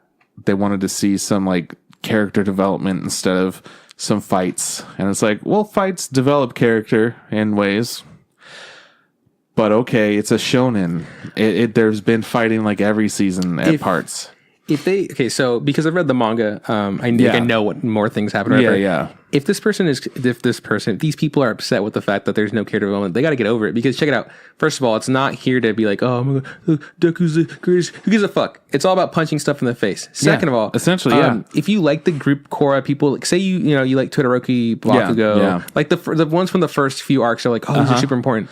Ida and My Hero Academia has this thing where like, as the story progresses, it becomes less about like these just specific characters you like, and they kind of highlight just a little bit of everybody. Yeah. So you get development from a bunch of different people, not just like, oh, I'm a super fan of Froppy. Cool. Froppy's not going to be there all the time. But guess what? She had her own fucking episode. Exactly. So you chill the fuck out. Yep. Jiro got featured heavily in Two Heroes, and god damn it, I was all about that. Yeah. So they can just suck it. This is a great show. And you know what? Spoilers for that second half of the season. In the intro, we get a lot of heavy feature of Invisible Girl. Oh, yeah. She's in the forefront of two shots. The last shot and one of the ones that were happening otherwise. I guess more spoilers. She's just going to be in the intros. I'm letting you know right now. I kind of assumed. She doesn't really have much of a personality. Yeah, so. She's not anything too crazy special. I want to let you know, though, I don't really enjoy the intro or outro this season. Of the second half of this season. I think they're fine. I think they're going to grow on me. I like the intro more than the first half of the season. I like the intro. I don't know. The thing is, it'll grow on you. I really, really dislike Deku's mask. It just looks so fucking stupid. Oh yeah. Well, I mean, that's Deku's mask, man. I hate it. I hate it so much. And the fact that there's that shot where it opens up and he puts it on and like it's on. I'm like, oh, get that shit out of here. Yeah. No, I understand that, but you don't understand. But don't say you understand when you don't understand. Sounds like you're just shitting on Deku instead of the intro. Well, yeah, Deku needs to be shit on, okay? Because he needs to be the symbol of peace, and he's not doing it yet. He needs to work on that shit. I already want to talk about the fucking newest episode, but we can't. Okay, so we're just not going to. Anyways, I felt like the whole battle part that goes on with the summer camp was a lot of fun. It was cool to see that happen, and then it became like, you know what? It's a mission to go and save Bakugo. And what's up? I just have a question. So this like the half of the arc, whatever, did it end at the episode where they talked to him about the new dorms? Is that where that? Okay, cool. That was the last episode. Yeah. So then there's like a giant ass fight, and we get to see All for One, and that was super cool. Yeah, the big bad. Yeah. Yeah. And spoilers for whoever the fuck isn't keeping up with My Hero right now. Yeah. Toshi, All Might, becomes just Toshi now because so sad, he used pretty much everything he had in him in his fight against All for One. God, that episode made me want to cry so bad. I did. A lot of people did cry. I went home, closed the door, turned all the lights, and went to sleep with tears in my eyes. But not sad tears. But he didn't cry. Manly tears. Like, Toshi really did it. He did a good job. I'm next. Yeah. I heard him. He said, I'm next. But yeah, that was great. And then, after all that, they immediately go into, we're talking to the parents, and the whole dorm thing where that was fucking great. They have to figure out like how they're going to start taking care of like their students or whatever. And this is where Leandra and Josh were like, see, that's what I like. Well, oh my God, shut the fuck up. I know, right? Cool. You're not going to get that fucking every episode. Yeah, that was a great, those are great episodes. But like I guess they've never seen a shonen before. I guess they've never. That's what I'm like. They're like, oh, I've never seen Naruto before. Fucking get over it. This is better Naruto is what it was. I don't know, man. This is like 2018 Naruto. It's the new big three. Here are the big three. Here's the big three. Right? Okay, big three. My Hero Academia. Oh shit. Okay. Second one, My Hero Academia again. Oh shit. Okay. How was the other one? Black Clover? Nah, fuck Black Clover. My Hero Academia 3 times. 3 times, Oh my big God. 3. Tripled up. I couldn't tell you what the argument was like, last time that I heard. It was My Hero, this. Like One Piece and Black Clover. No, but they were saying no. Black Clover. No, One Piece counts as the old. New That's 3. the old era. Oh, they were saying 7 Deadly Sins, but I still don't think that's right. Oh no, that's so fucking. Oh yeah, maybe if it had other episodes after like 10 years. You're so mean. It's just had. You're so mean. It's been like 3 or 4 years. Oh, this upsets you, but fucking Attack on. Shut the fuck up. Attack on Titan doesn't bum you out. No, I'm not. What I'm trying to say is, I would never count Attack on Titan in a list of like big shonens. Well, because it's not a shonen. Yeah. Well, it's a whole fucking different thing. Yeah, Yeah, it's a monster of its own. But then Seven Deadly Sins, I wouldn't count that as a big thing either. No, I because wouldn't. It was like what? How many episodes is it? Is it a full 12? 20. Or is it? Maybe it's 20. It's 20? Yeah. Okay. Yeah. So we have that. That all comes out. And then fucking radio silence for 3 years. And they're like, oh, yeah, season 2, we're doing that at some point. I don't want to hear it. Point is, the best shonen, the only shonen to be watching right now My Hero. is My Hero Academia. Absolutely. And if you're complaining about, oh, there's too much punching in my shonen anime, Like, well, guess then what? watch something You're else watching because it's a shonen. Yeah. Oh, my God. Okay, cool. What else you got? Anyways, great show. Everybody should be watching this. Hell yeah. You should be watching. You should on be watching Funimation. You got it. Easy. Okay. So next thing we're talking about is Golden Kamui, made by Geno Studio. They've done things that we love, such as Kokoku. And by we love, I mean I love, and you like the intro a lot. It's very true. Yeah. Okay. Yeah. So the reason I watched all of this was because a buddy of mine was telling me about the manga before this became an anime. Bro, check it out. Manga's got people in it, and they do things. Yeah, he was kind of like that. He's more convincing than that. But well. he when he was trying to convince me to read this manga, I was like, I don't know if I want to. But he made it sound really interesting. Yeah. And so when the anime came out, I was like, cool, just watch the anime. I watched the first episode of the anime, and I was like, wow, this anime looks like shit. Oh my God. It was like a dumpster. It sounded like It was the stylistic choices. The style is wrong. They were like, look at this bear. And I was like, stop making me look at Look a at bear. this GIF fire. I hate this. Yeah. The way it looks is a huge deterrent for me to like tell people to watch this because What a bummer. It's got some cool things. yeah, because it doesn't look good in my opinion at all.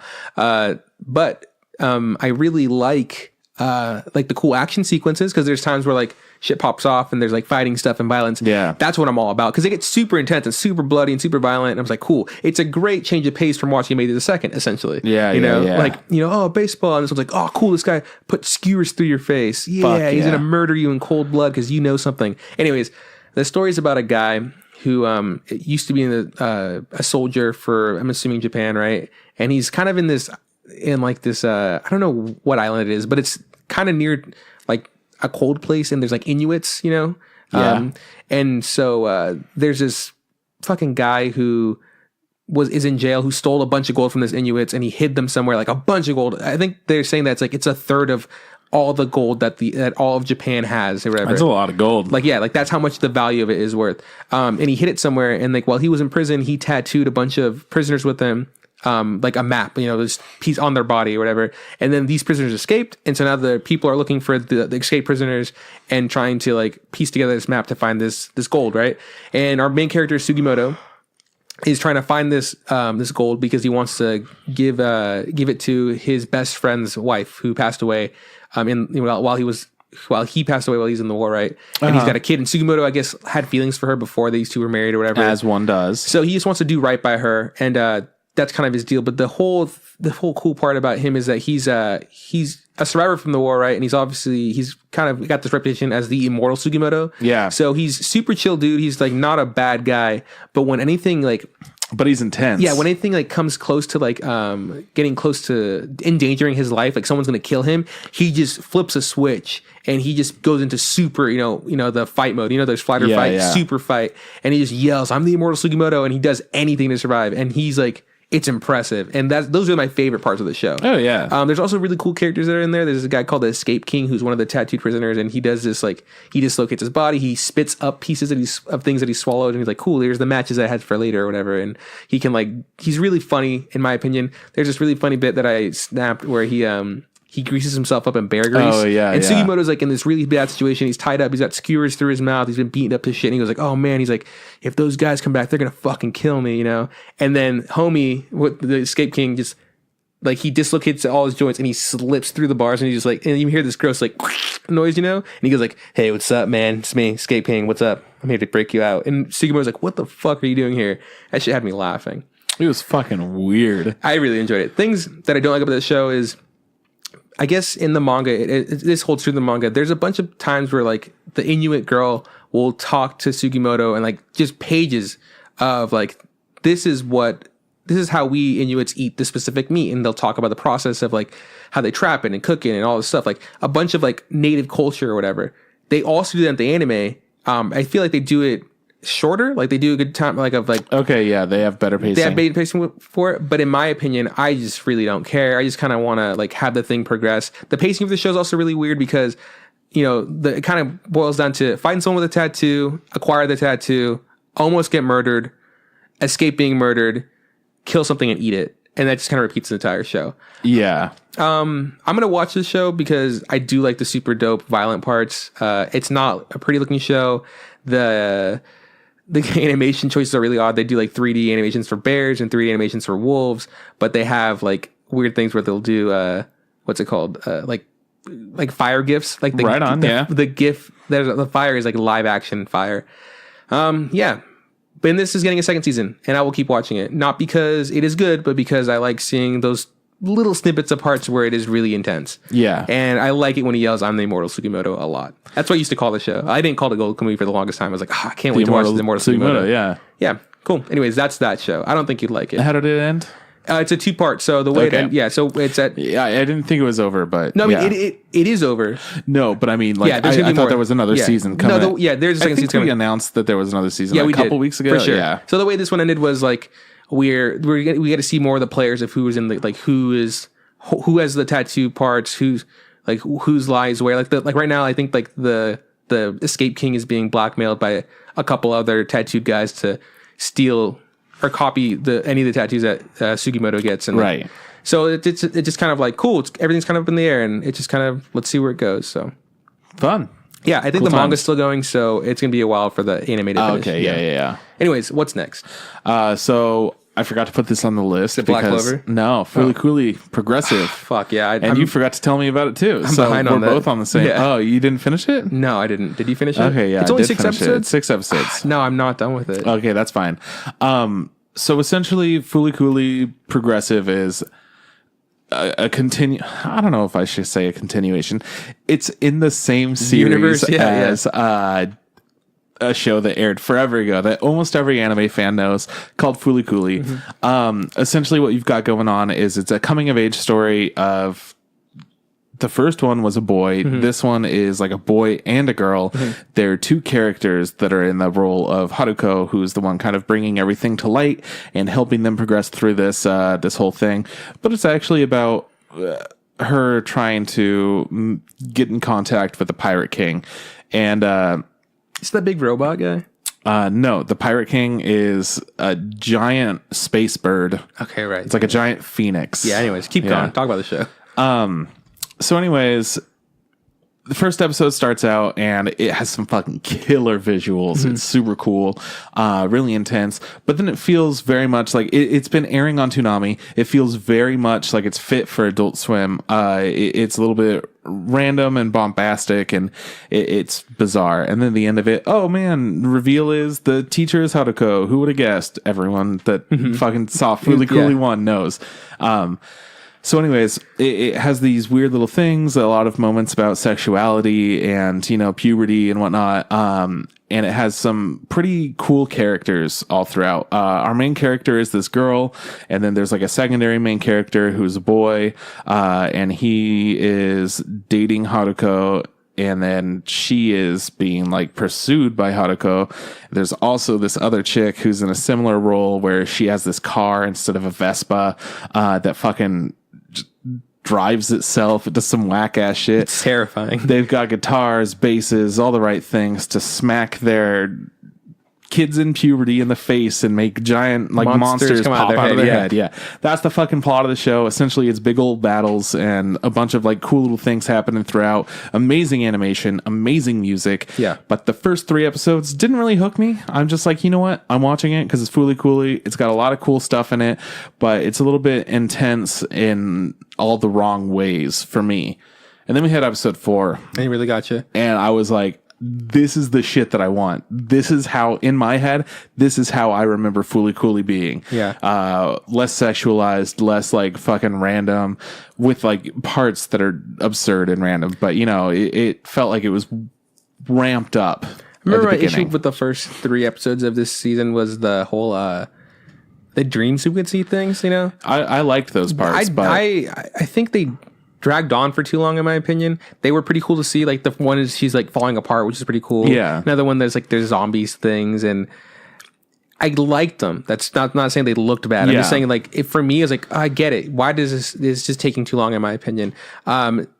And there could have been more show, right? But yeah, I Right, agree. sure, I Episode get 4 that. for sure is the episode where I was like, oh, cool, shit's popping off, and I'm really Yeah. enjoying the way it is. And 5 and 6 just did so good, and they really drove it home, and I loved it, and Yeah. I'm very excited for I forgot it was a alternative. miniseries, yeah. So, but this was just progressive. Next is alternative. Also six episodes, right? Yeah, and that's going to come out in September, I think. Yeah. So I should go finish this, but I would recommend this to people. I would highly recommend it to people. It's not for everybody, but man, it's an intense show. It's really cool. It's got some amazing music, some kick-ass battles. It has a really unique story, and it is really just a love story, a fucked up love story about an alien trying to meet her hubby. Yeah. No, I feel it. Cool. Yeah. What's next, man? So next up, we are going to talk about. Well, we're going to let me talk about Black Clover.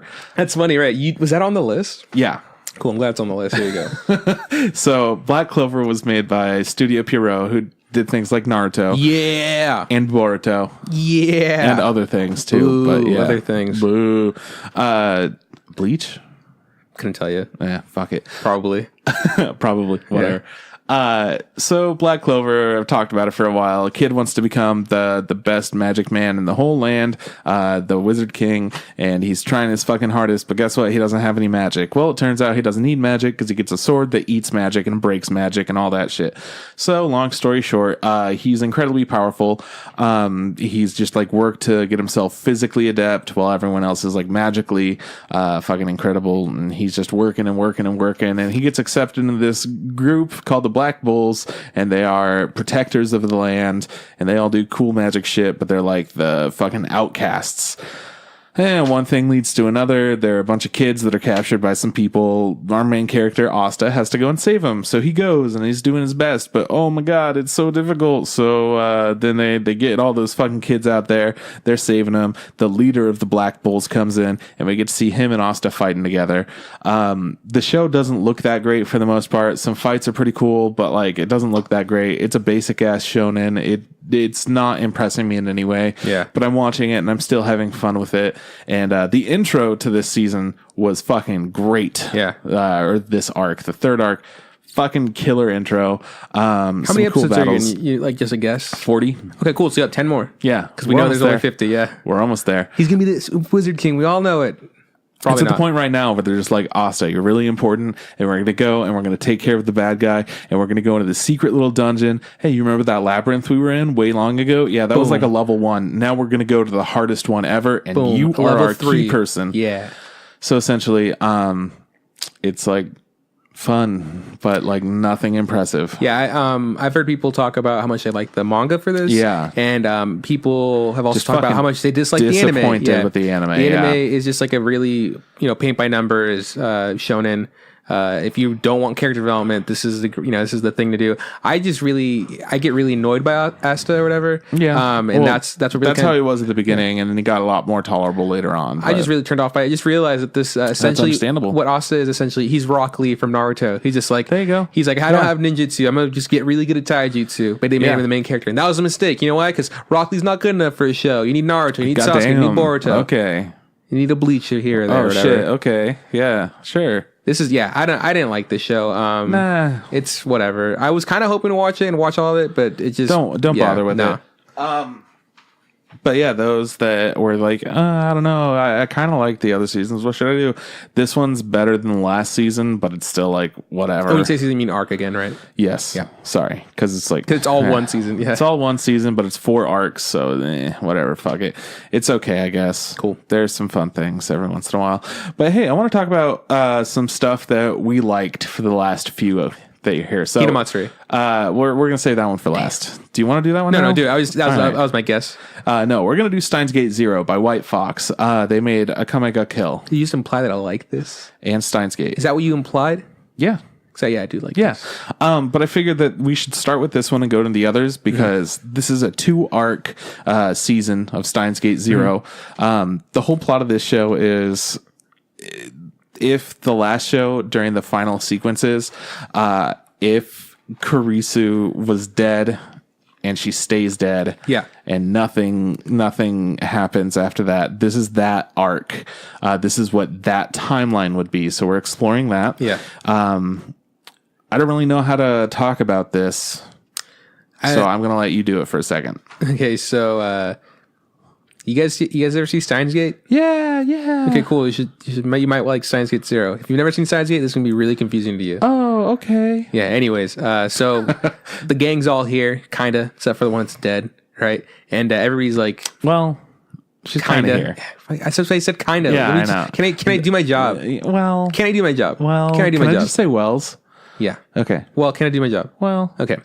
So the whole gang's here. What's our main character's name? Well. Okabe. Yeah. Oh yeah, Okabe, whatever. He's Kyoma. he's super depressed because of, his boo getting myrtleized by his hands or whatever. Dang, girl. Yeah. So he's kind of like stepped away. He's getting therapy. He's growing up. They're older now. Like, he's Time jump. Yeah, he's actually College. He's in college, whatever. He's doing the college-y thing, and he gets brought back into this world that is, the whole Steins Gate time travel thing, because he wants to avoid it by all means. His solution to like avoiding World War III is just not making a time machine. That's like, There you go. That's That'll what he, do it. But because that girl from the future is still there, she's like, well, I'm still here, so that means a time machine still gets made, or whatever. There is still a World War III or whatever. Yeah. So and the reason what happens is, like, we meet a new character. This is a really little short girl, right? She's and she introduces this new, AI that's like a AI that learns and whatever. Yeah. And it's modeled after the girl who died in the Kurisu, yeah. And what's it called? Amadeus. Amadeus, right? I got certain things in here. no, I'm I'm like, glad, I remember that. because you would know things. Amadeus, anyways.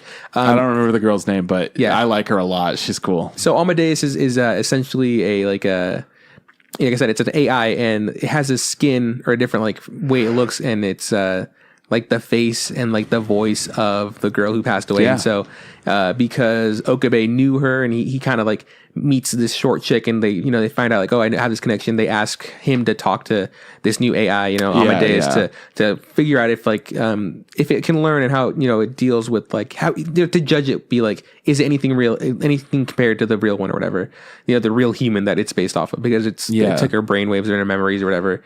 And he kind of it's like that movie Her with Joaquin Phoenix. It's very her. It's very her like for a bit. The one issue we with Steins Gate that we always talk about is that it's a slow burn. It's 12 episodes of blah blah blah blah blah blah blah to like shit pop off and be amazing, right? Yeah, and there was one point in this season where like we've met enough characters, so we waiting for have it an to pop idea up, yeah. of who might be the villain. Because last time we were like, this character's the bad character, Yeah. so now we're like, who's going to be the bad guy in here, this yeah. one? And I have an idea. I think it's Me going to be too. Mommy, Yeah, no, I've gotten to a point where I'm which I don't know her name, but she's pretty much just Mommy. yeah. So Okabe does this thing. He has a real her moment where he's starting to fall in love with Amadeus, and then he gets snapped out of it. And Which is way more understandable than Her, because he was in love with the real person first. But like, I mean, Her, I think, was an amazing movie. Yeah, Those but- of you that haven't seen Her, her voice, it's Scarlett Johansson. How do Yeah. you not fall in love with just the voice? I mean, You did. Oh my God, you're disgusting. if anybody's in love with us for this podcast, But they and can you see our only faces. you only listen to the podcast. Okay, well, there you go. You've never seen our logo. You just close your eyes. You just fucking like, let's just randomly boop. Anyways, so we get introduced to new characters, okay, we said this new short chick, whatever. And, the gang starts slowly kind of coming together. Yeah. And then there's hiccups along the way. Like Okabe goes through another time jump or whatever. He goes to different, what do they call time? What do they call them? Timelines, or they have a specific word for what they're called. Oh, I got you, didn't I?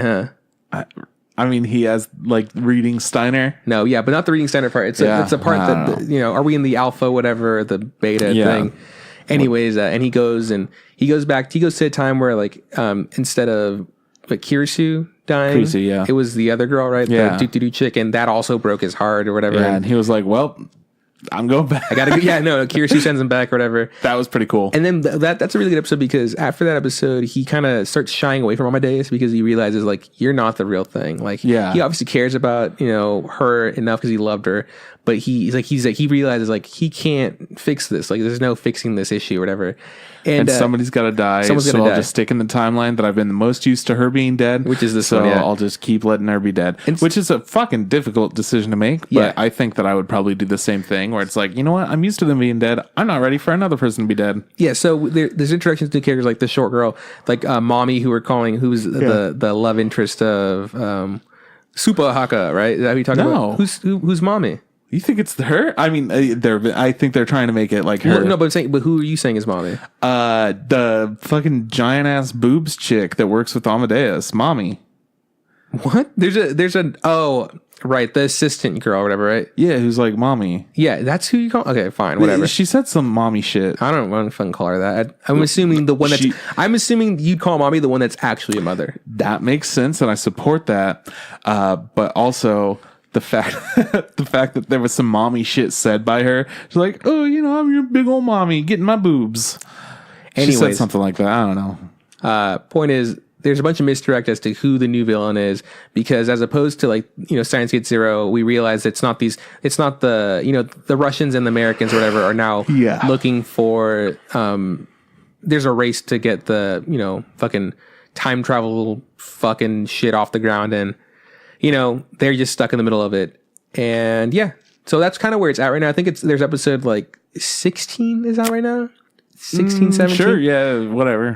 15, maybe.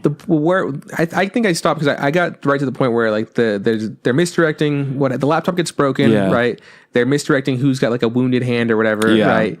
And the little short chick goes back. I think is it the United States that she's from or whatever? Yeah. She's heading back. And yeah, so this is the show's gonna start popping off. We're gonna start figuring out what is really gonna go down and what's gonna happen. Yeah. Well, now we have a thing where there's like this little kid that looks like Kurisu. Yeah. They came back in time. Future with the- Kirisu, past Kirisu. Yeah, with the other chick. She's lived for all this time, and she forgot all of her like. They also don't they call her Kirisu? Don't they didn't they name her that or whatever? No, she has an actual name. I Does don't she? know I what don't they call her. remember what her Yeah. name But essentially, she has lost all of her memories from when she's gone back in time, and she doesn't remember like anything, pretty much, just little pieces here and there. So they go and they find this room that she was trapped in for a long time. She like wrote threw his name everywhere. Yeah. Mayuri, I think his name. Mayuri. Yeah. So they wrote her name fucking everywhere, and she's just like trapped in this little building. And Okabe was able to find that with Shining Finger, I think. Yeah, that's the girl that does the text and Yeah. stuff, right? Yeah. Yeah. I like I she how has we an don't- actual I like name. how we don't but- know any of these names, but we just got like all these like Yeah. little Super idioms that we call them. hacker. Yeah, super hacker. Like, Yeah. we are so good at reviewing stuff. Hell fucking yeah.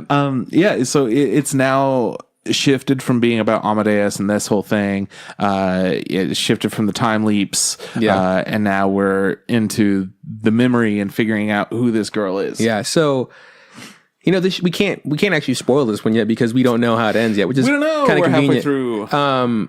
I really like this season. It's cool to get a look at these. It's way different. It's cool to get a look at these characters that we knew so much about and see how they reacted with something that we didn't end up seeing the resolution of it, Yeah. So I feel really bad for Okabe because he fucking killed his fucking love or whatever, and You gotta do what you gotta do. all the friends are kind of falling apart, and every time they try to bring it together, everything is okay for a bit, and then there's some sort of relapse, and that makes me really sad because that's how real friendships seem to work sometimes when they go through trauma. It's just like we're buddies, Yeah. but then like something happens inconvenient, like, and just like oh, they this is separate gonna- and they yeah. come back, and it's just like it comes in waves. The new character, the little girl who's like a scientist, Yeah. I really like her. She's really cool, and which is weird for me because I tend to not really enjoy lolly characters too much. You know, the thing is, because of the way she acts, I feel like she is like physically she looks like a lolly character or whatever, but she's so smart. You know, she's insightful. You know, she has like growth or whatever. She's fallen in love with Okabe, which is fine. Who can't fall in love with that skinny little fucker? Well, I mean, the whole show's a fucking harem. Anyway. Harem. The weirdest harem. Anyways, one of my favorite things about her is that she wears 2 shoes that don't match. She wears 2 shoes that don't match. She has a fucking trash ass apartment. They came there once and were like, "Oh my god, this place is trash, garbage." And they come back later and they're like, "Sergeant Clean is here to clean it up." Like, we gotta clean this place. She was like, I mean, it's better than it looked before, and it was like different piles of trash instead. It's pretty much the same. She's cool. She's I really fun. like the addition of her. I was really kind of on the fence about it for a bit because I'm like, I don't, again, like the whole lowly thing. Yeah. One thing I don't really like is the way they make Amadeus look on the phone. She's kind of 3D-esque, you know, because she's like this. I mean, I don't like it. Just visually, just out of like the way it hits off my eye. I don't. I totally understand. I get that. why they do it. That's all I was gonna say. It's like, I think that as a visual representation of what it would look like, you know, it looks kind of weird, but it gets the point across for sure that it does not look like a real person, but a 3D rendered. Yeah. And you're probably asking yourself, oh man, does Steins Gate Zero kind of do the thing where like it kind of has like anime tropes where you kind of see people naked every now and then and then dress them up in like sexy outfits, and you're like, you know what? Yeah, absolutely. It's an anime as fuck. Yeah, Steins Gate is not, you know, it's not one of those shows that's for somebody who's never seen anime before. Yeah. You'll be confused if you watch and you're like, this is so serious, and you're like, what was that all about? I was like, oh, that's anime. That's what happens. Like, oh man, we're making jokes about hentai and shit, and fucking super hacker over here is just a fucking horny super motherfucker. hacker just like, oh man, I love little kids or whatever. I'm like what? Yo, whoa. Anyways. Steins Gate Zero. If you were a fan of Steins Gate, check out Steins Gate Zero. If you watched all of Steins Gate and weren't a fan, I don't know. Maybe this is for you, maybe not. Yeah, just don't watch it. Is it? Well, because some people have different problems go with suck like on a railroad spike, time travel shit. But this is a lot less with time travel, so that's where it comes in. It's like, you know what, you might like it more. I don't know. I want to say real quick about tropes we were talking about earlier. Just a second ago, actually, like 2 seconds ago. I wanted to bring up that Golden Kamuy has anime tropes also in it, but they're ugly. Yeah. Like they you know how they have like they'll be like, oh, that's an anime face, you know, like they do that. Like Golden Kamuy does anime faces, but they're gross. Yeah. And I hate them. Yeah. Still watching the second season though. There's a show that's airing this season that does gross faces too. Nice. Okay, cool. Yeah. Anyways, next show. So this one takes my vote for best show of the season.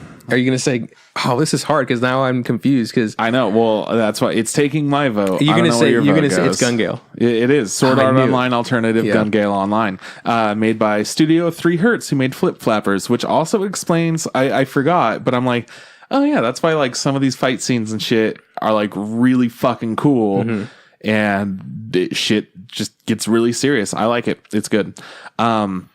So for this show, we get a character that's not Kirito. It's instead a girl named Karen, who's this tall ass girl in real life, and she hates being tall. She wants to be a short little shorty girl. So she finds a VR game to be a short little shorty girl in, and it turns out that it's a gun game, and she gets real good, real quick. Yeah. And she meets up with a couple of dudes, Chikorita and a little dude, and they meet and they do some fights, and then her and the dude are in a big old battle royale together, and that's where the story starts. Yeah. So so it's it's a spin-off of, you know, Sword Art Online, just because this takes place in the Gun Gale Online world or whatever. Universe. Super cool about this. There's no real stakes, kind of like there was in like Sword Art Online. It was just it just reminds me of like a, you know, like Ready Player One. But like good, like an anime version that's good, you know. And you know, our main character, there's development and whatever, but there's also really cool like, you know, gunfight scenes or whatever, and there's really funny moments, and it looks great, and there's none of that weird. I mean, I guess it kind of is a harem because like every girl is attracted to our main character for some reason, you know. Every guy is also, you know, like whatever. Like if it's not even like a respect thing, it's like, oh, you know, it's not just a respect. It's like, oh, I like you because you're cute, you're a little cute girl, or whatever, you know. Well, I mean, that's kind of what she tried to do, anyways. So but, you know, but it's not like on like fucking in your face, like Kirito being like. Kirito walks into the room and like every girl's just panties drop and like, oh my god, it's a little bit different. Impregnate me. So in this show, I think I'm just going to go through the strong points. I want everyone listening to watch this show. I think it's fucking fantastic, and it doesn't have those anime tropes where you're just like, man, fuck this. It's like pretty fucking good. Every character is a strong character. They're all really likable. Even the little side characters that you only get to see for a second, they're really likable. The least likable character is the villain, I guess, from the show. She's kind of a villain, but she's also like a friend. Yeah. It's a weird little thing. Has one of my favorite characters of all time, Fuka, who's just Grenades Girl is what I called her. Yeah. Fucking tight. It's really fun. There's some really intense moments, amazing animation, good music, good sound effects, just accurate gun information, unique guns and whatnot. For people that are big on guns, I'm not. Kyle's telling me all this shit, and I'm like, cool, that's neat that they're Nice. Did you accurate see her and do using the like backflip? random Yeah, shit. yeah, like- Okay, whatever. But yeah, there were a lot of really cool elements. It was done in a smart way. The writing was great. Every part of the show was fantastic for me. Yeah, the one thing I disliked about the Sword Art Online arc when they went into Gun Gale or whatever, was that Kirito got turned into a girl because it was a super rare skin or whatever, Right. and then he decides to use a sword, even though it's a show that kind of, I mean, a game that, you know, it's called Gun Gale. You should use a gun or whatever. Yeah, probably. Yeah. Yeah. So, but he was the best, so it was okay that he used a sword, and like that was kind of bullshit. That was cop out, in my opinion.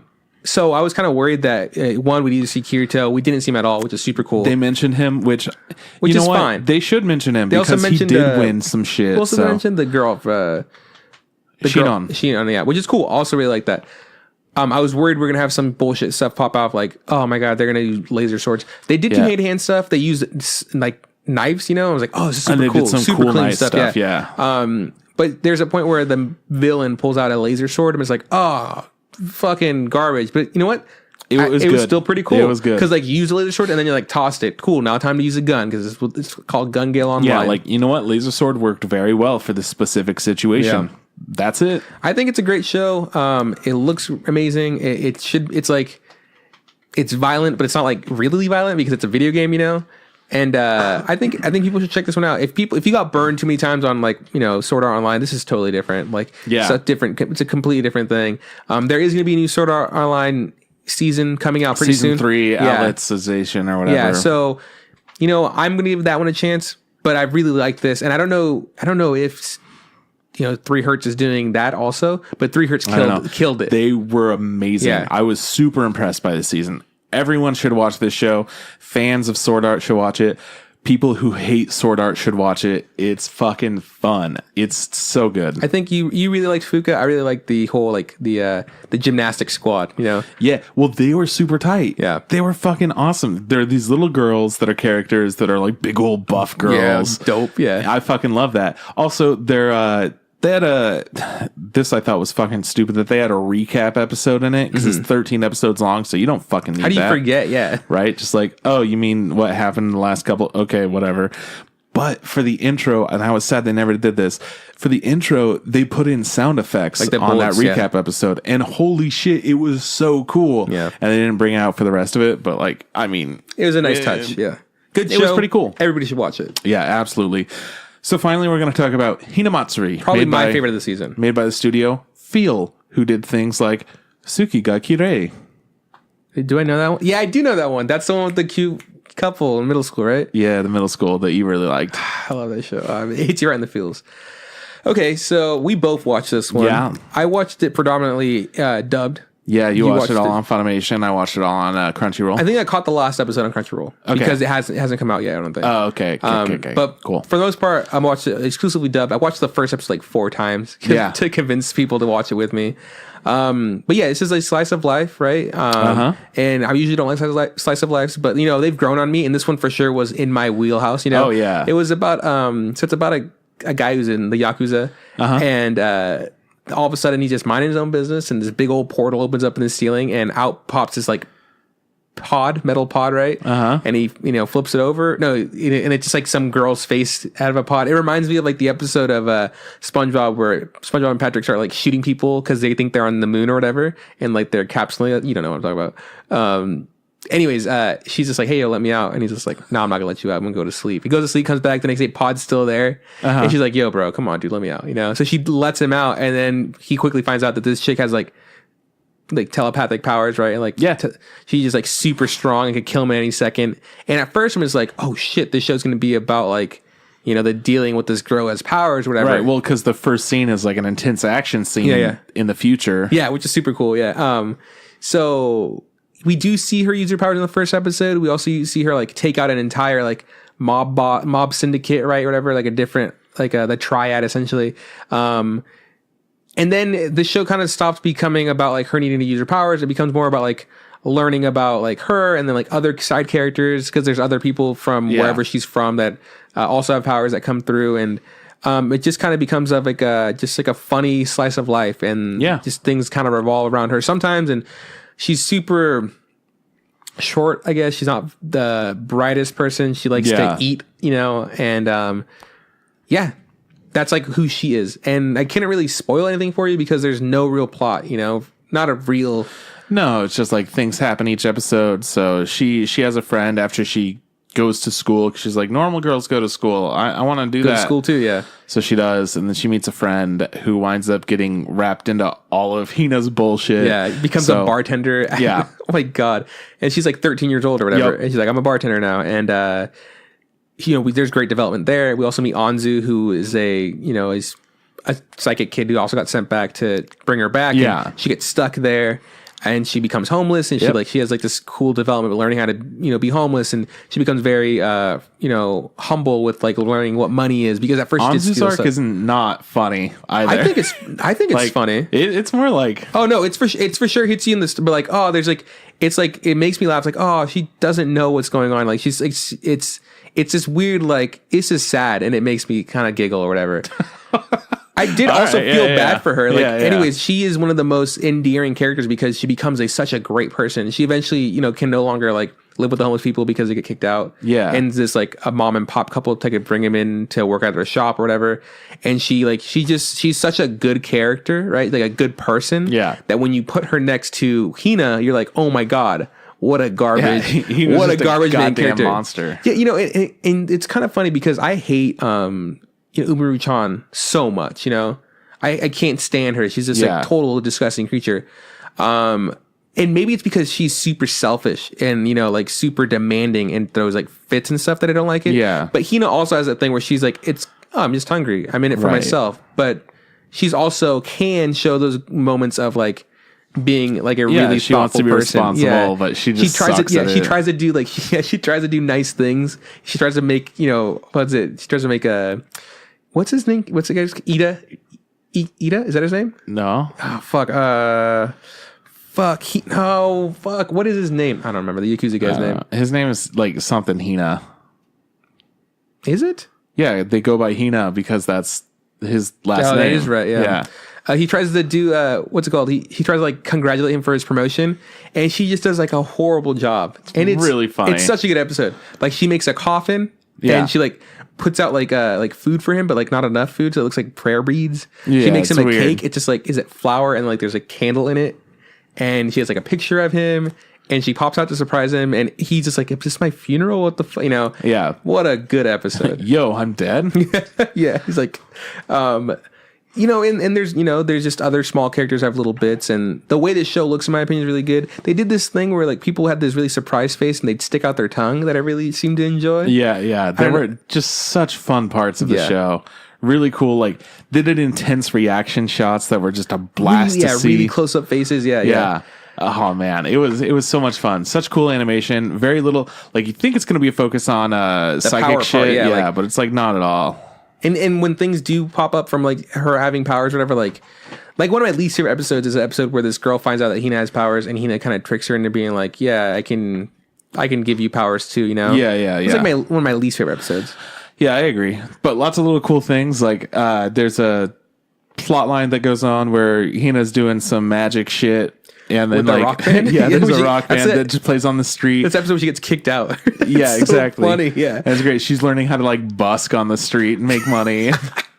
Oh my god, it's so good. Yeah, And then at the very end, he comes back and he's like searching for her. He's trying to find that like special thing, and he hears about somebody in China that's doing that. And then he finds another character that we see like who was stranding on an island episode, which was really good too. Yeah, great episode. We see her, who's like trained with all these monks at a temple, and they all like madly respect her because she has incredible powers. They call it like psychic kung fu. Or whatever. But essentially, she like. She just uses her powers, Yeah, she doesn't make it look like she's using her powers. She's still trying to like keep it under wraps. Yeah. But this dude's like, holy shit, you're the real deal. You're who I need. We're supposed to be here. Come to Japan with me. And she's like, I'm trying to get to Japan. Trying to find my boy Hina, yeah. Yeah. And that's man, the whole bit where and while she's on the island, she makes like coconut faces of Hina and Anzu, and like she makes them talk throughout the whole time. Then as time progresses, like they become like little bush dolls, right? Right. And then in when she's in China, it's like they're her fighting things or whatever. I don't know what the weapons are called, but they look like little logs and they have wigs and faces, and she still talks to them. Oh my god, what a solid character. It's so funny. And there's that time jump because it's been 3 years. 3 years, yeah. And so in the manga, I looked it up. In the manga, there's also a time jump. And you know, Hina's now in high school or whatever. And I'm assuming if the anime would continue, it'd continue from there, which I'd be super down for because I really enjoyed this show. Yeah. I don't know if people are talking about it, but I enjoyed it a lot. People loved it. Yeah, it was great. And Studio Field put a big like thank you thing out, and it was sweet. It was a really good show. For sure. This is I'd say this would be the gem for me, like, like a hidden gem. Like I had no idea what it was. I didn't like. I wasn't like this one came out from nowhere. It wasn't Gun really Gale good, Online. It wasn't it wasn't fucking My Hero. It was something called Hinamatsuri. Had no idea what it was, and it became my favorite show of the season. It was so great. Yeah, for sure. Yeah. So, anyways, I don't have much more to say. No, that's I it. think I'm pretty done. That's the entire season.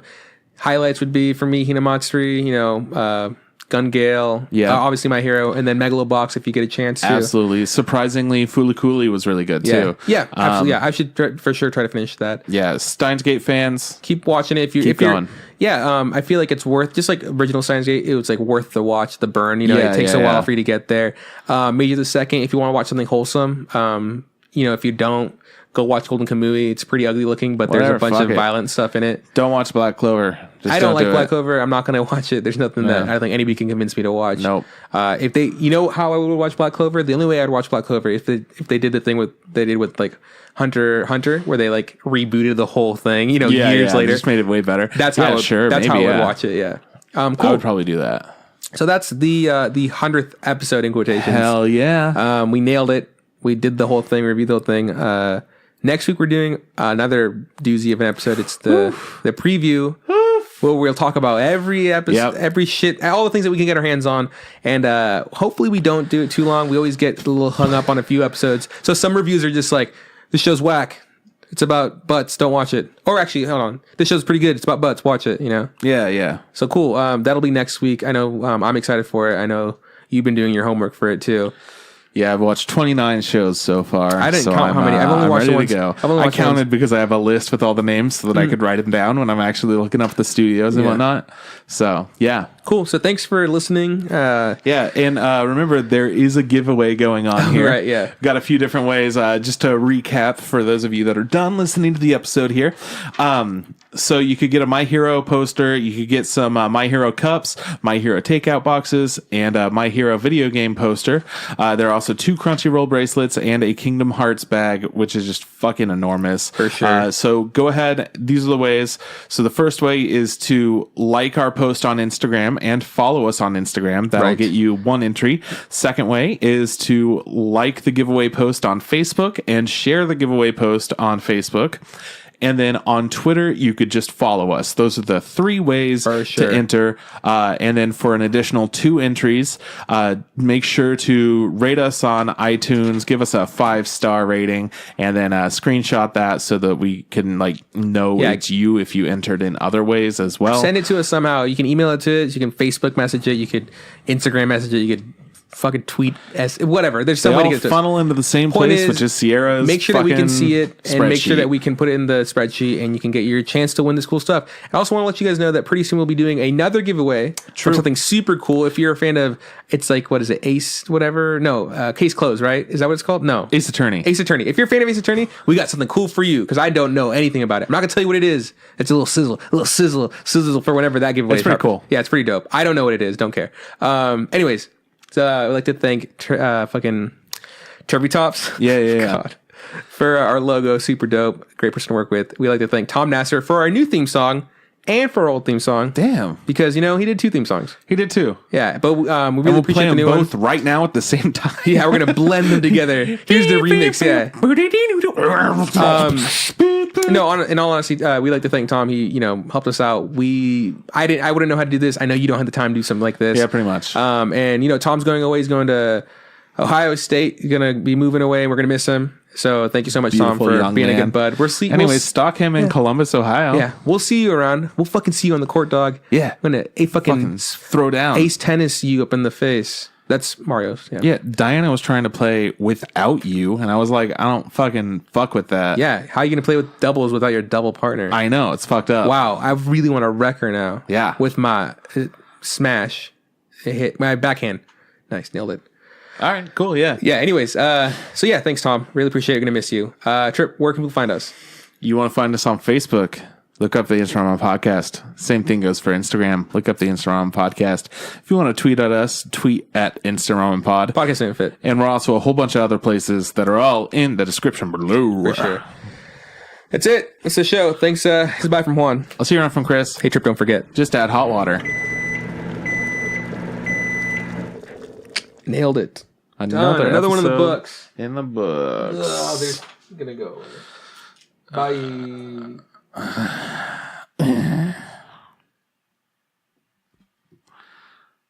that's how we do it. I don't know. We could have Could have picked a better what? shot. That's true. Oh, yeah. Well, duh. Yeah, man. We know Pineapple Man. We could have done a better shot, but we didn't. I'm not about to move the whole fucking computer. Yeah. Plus, I don't care. Bye. Yeah.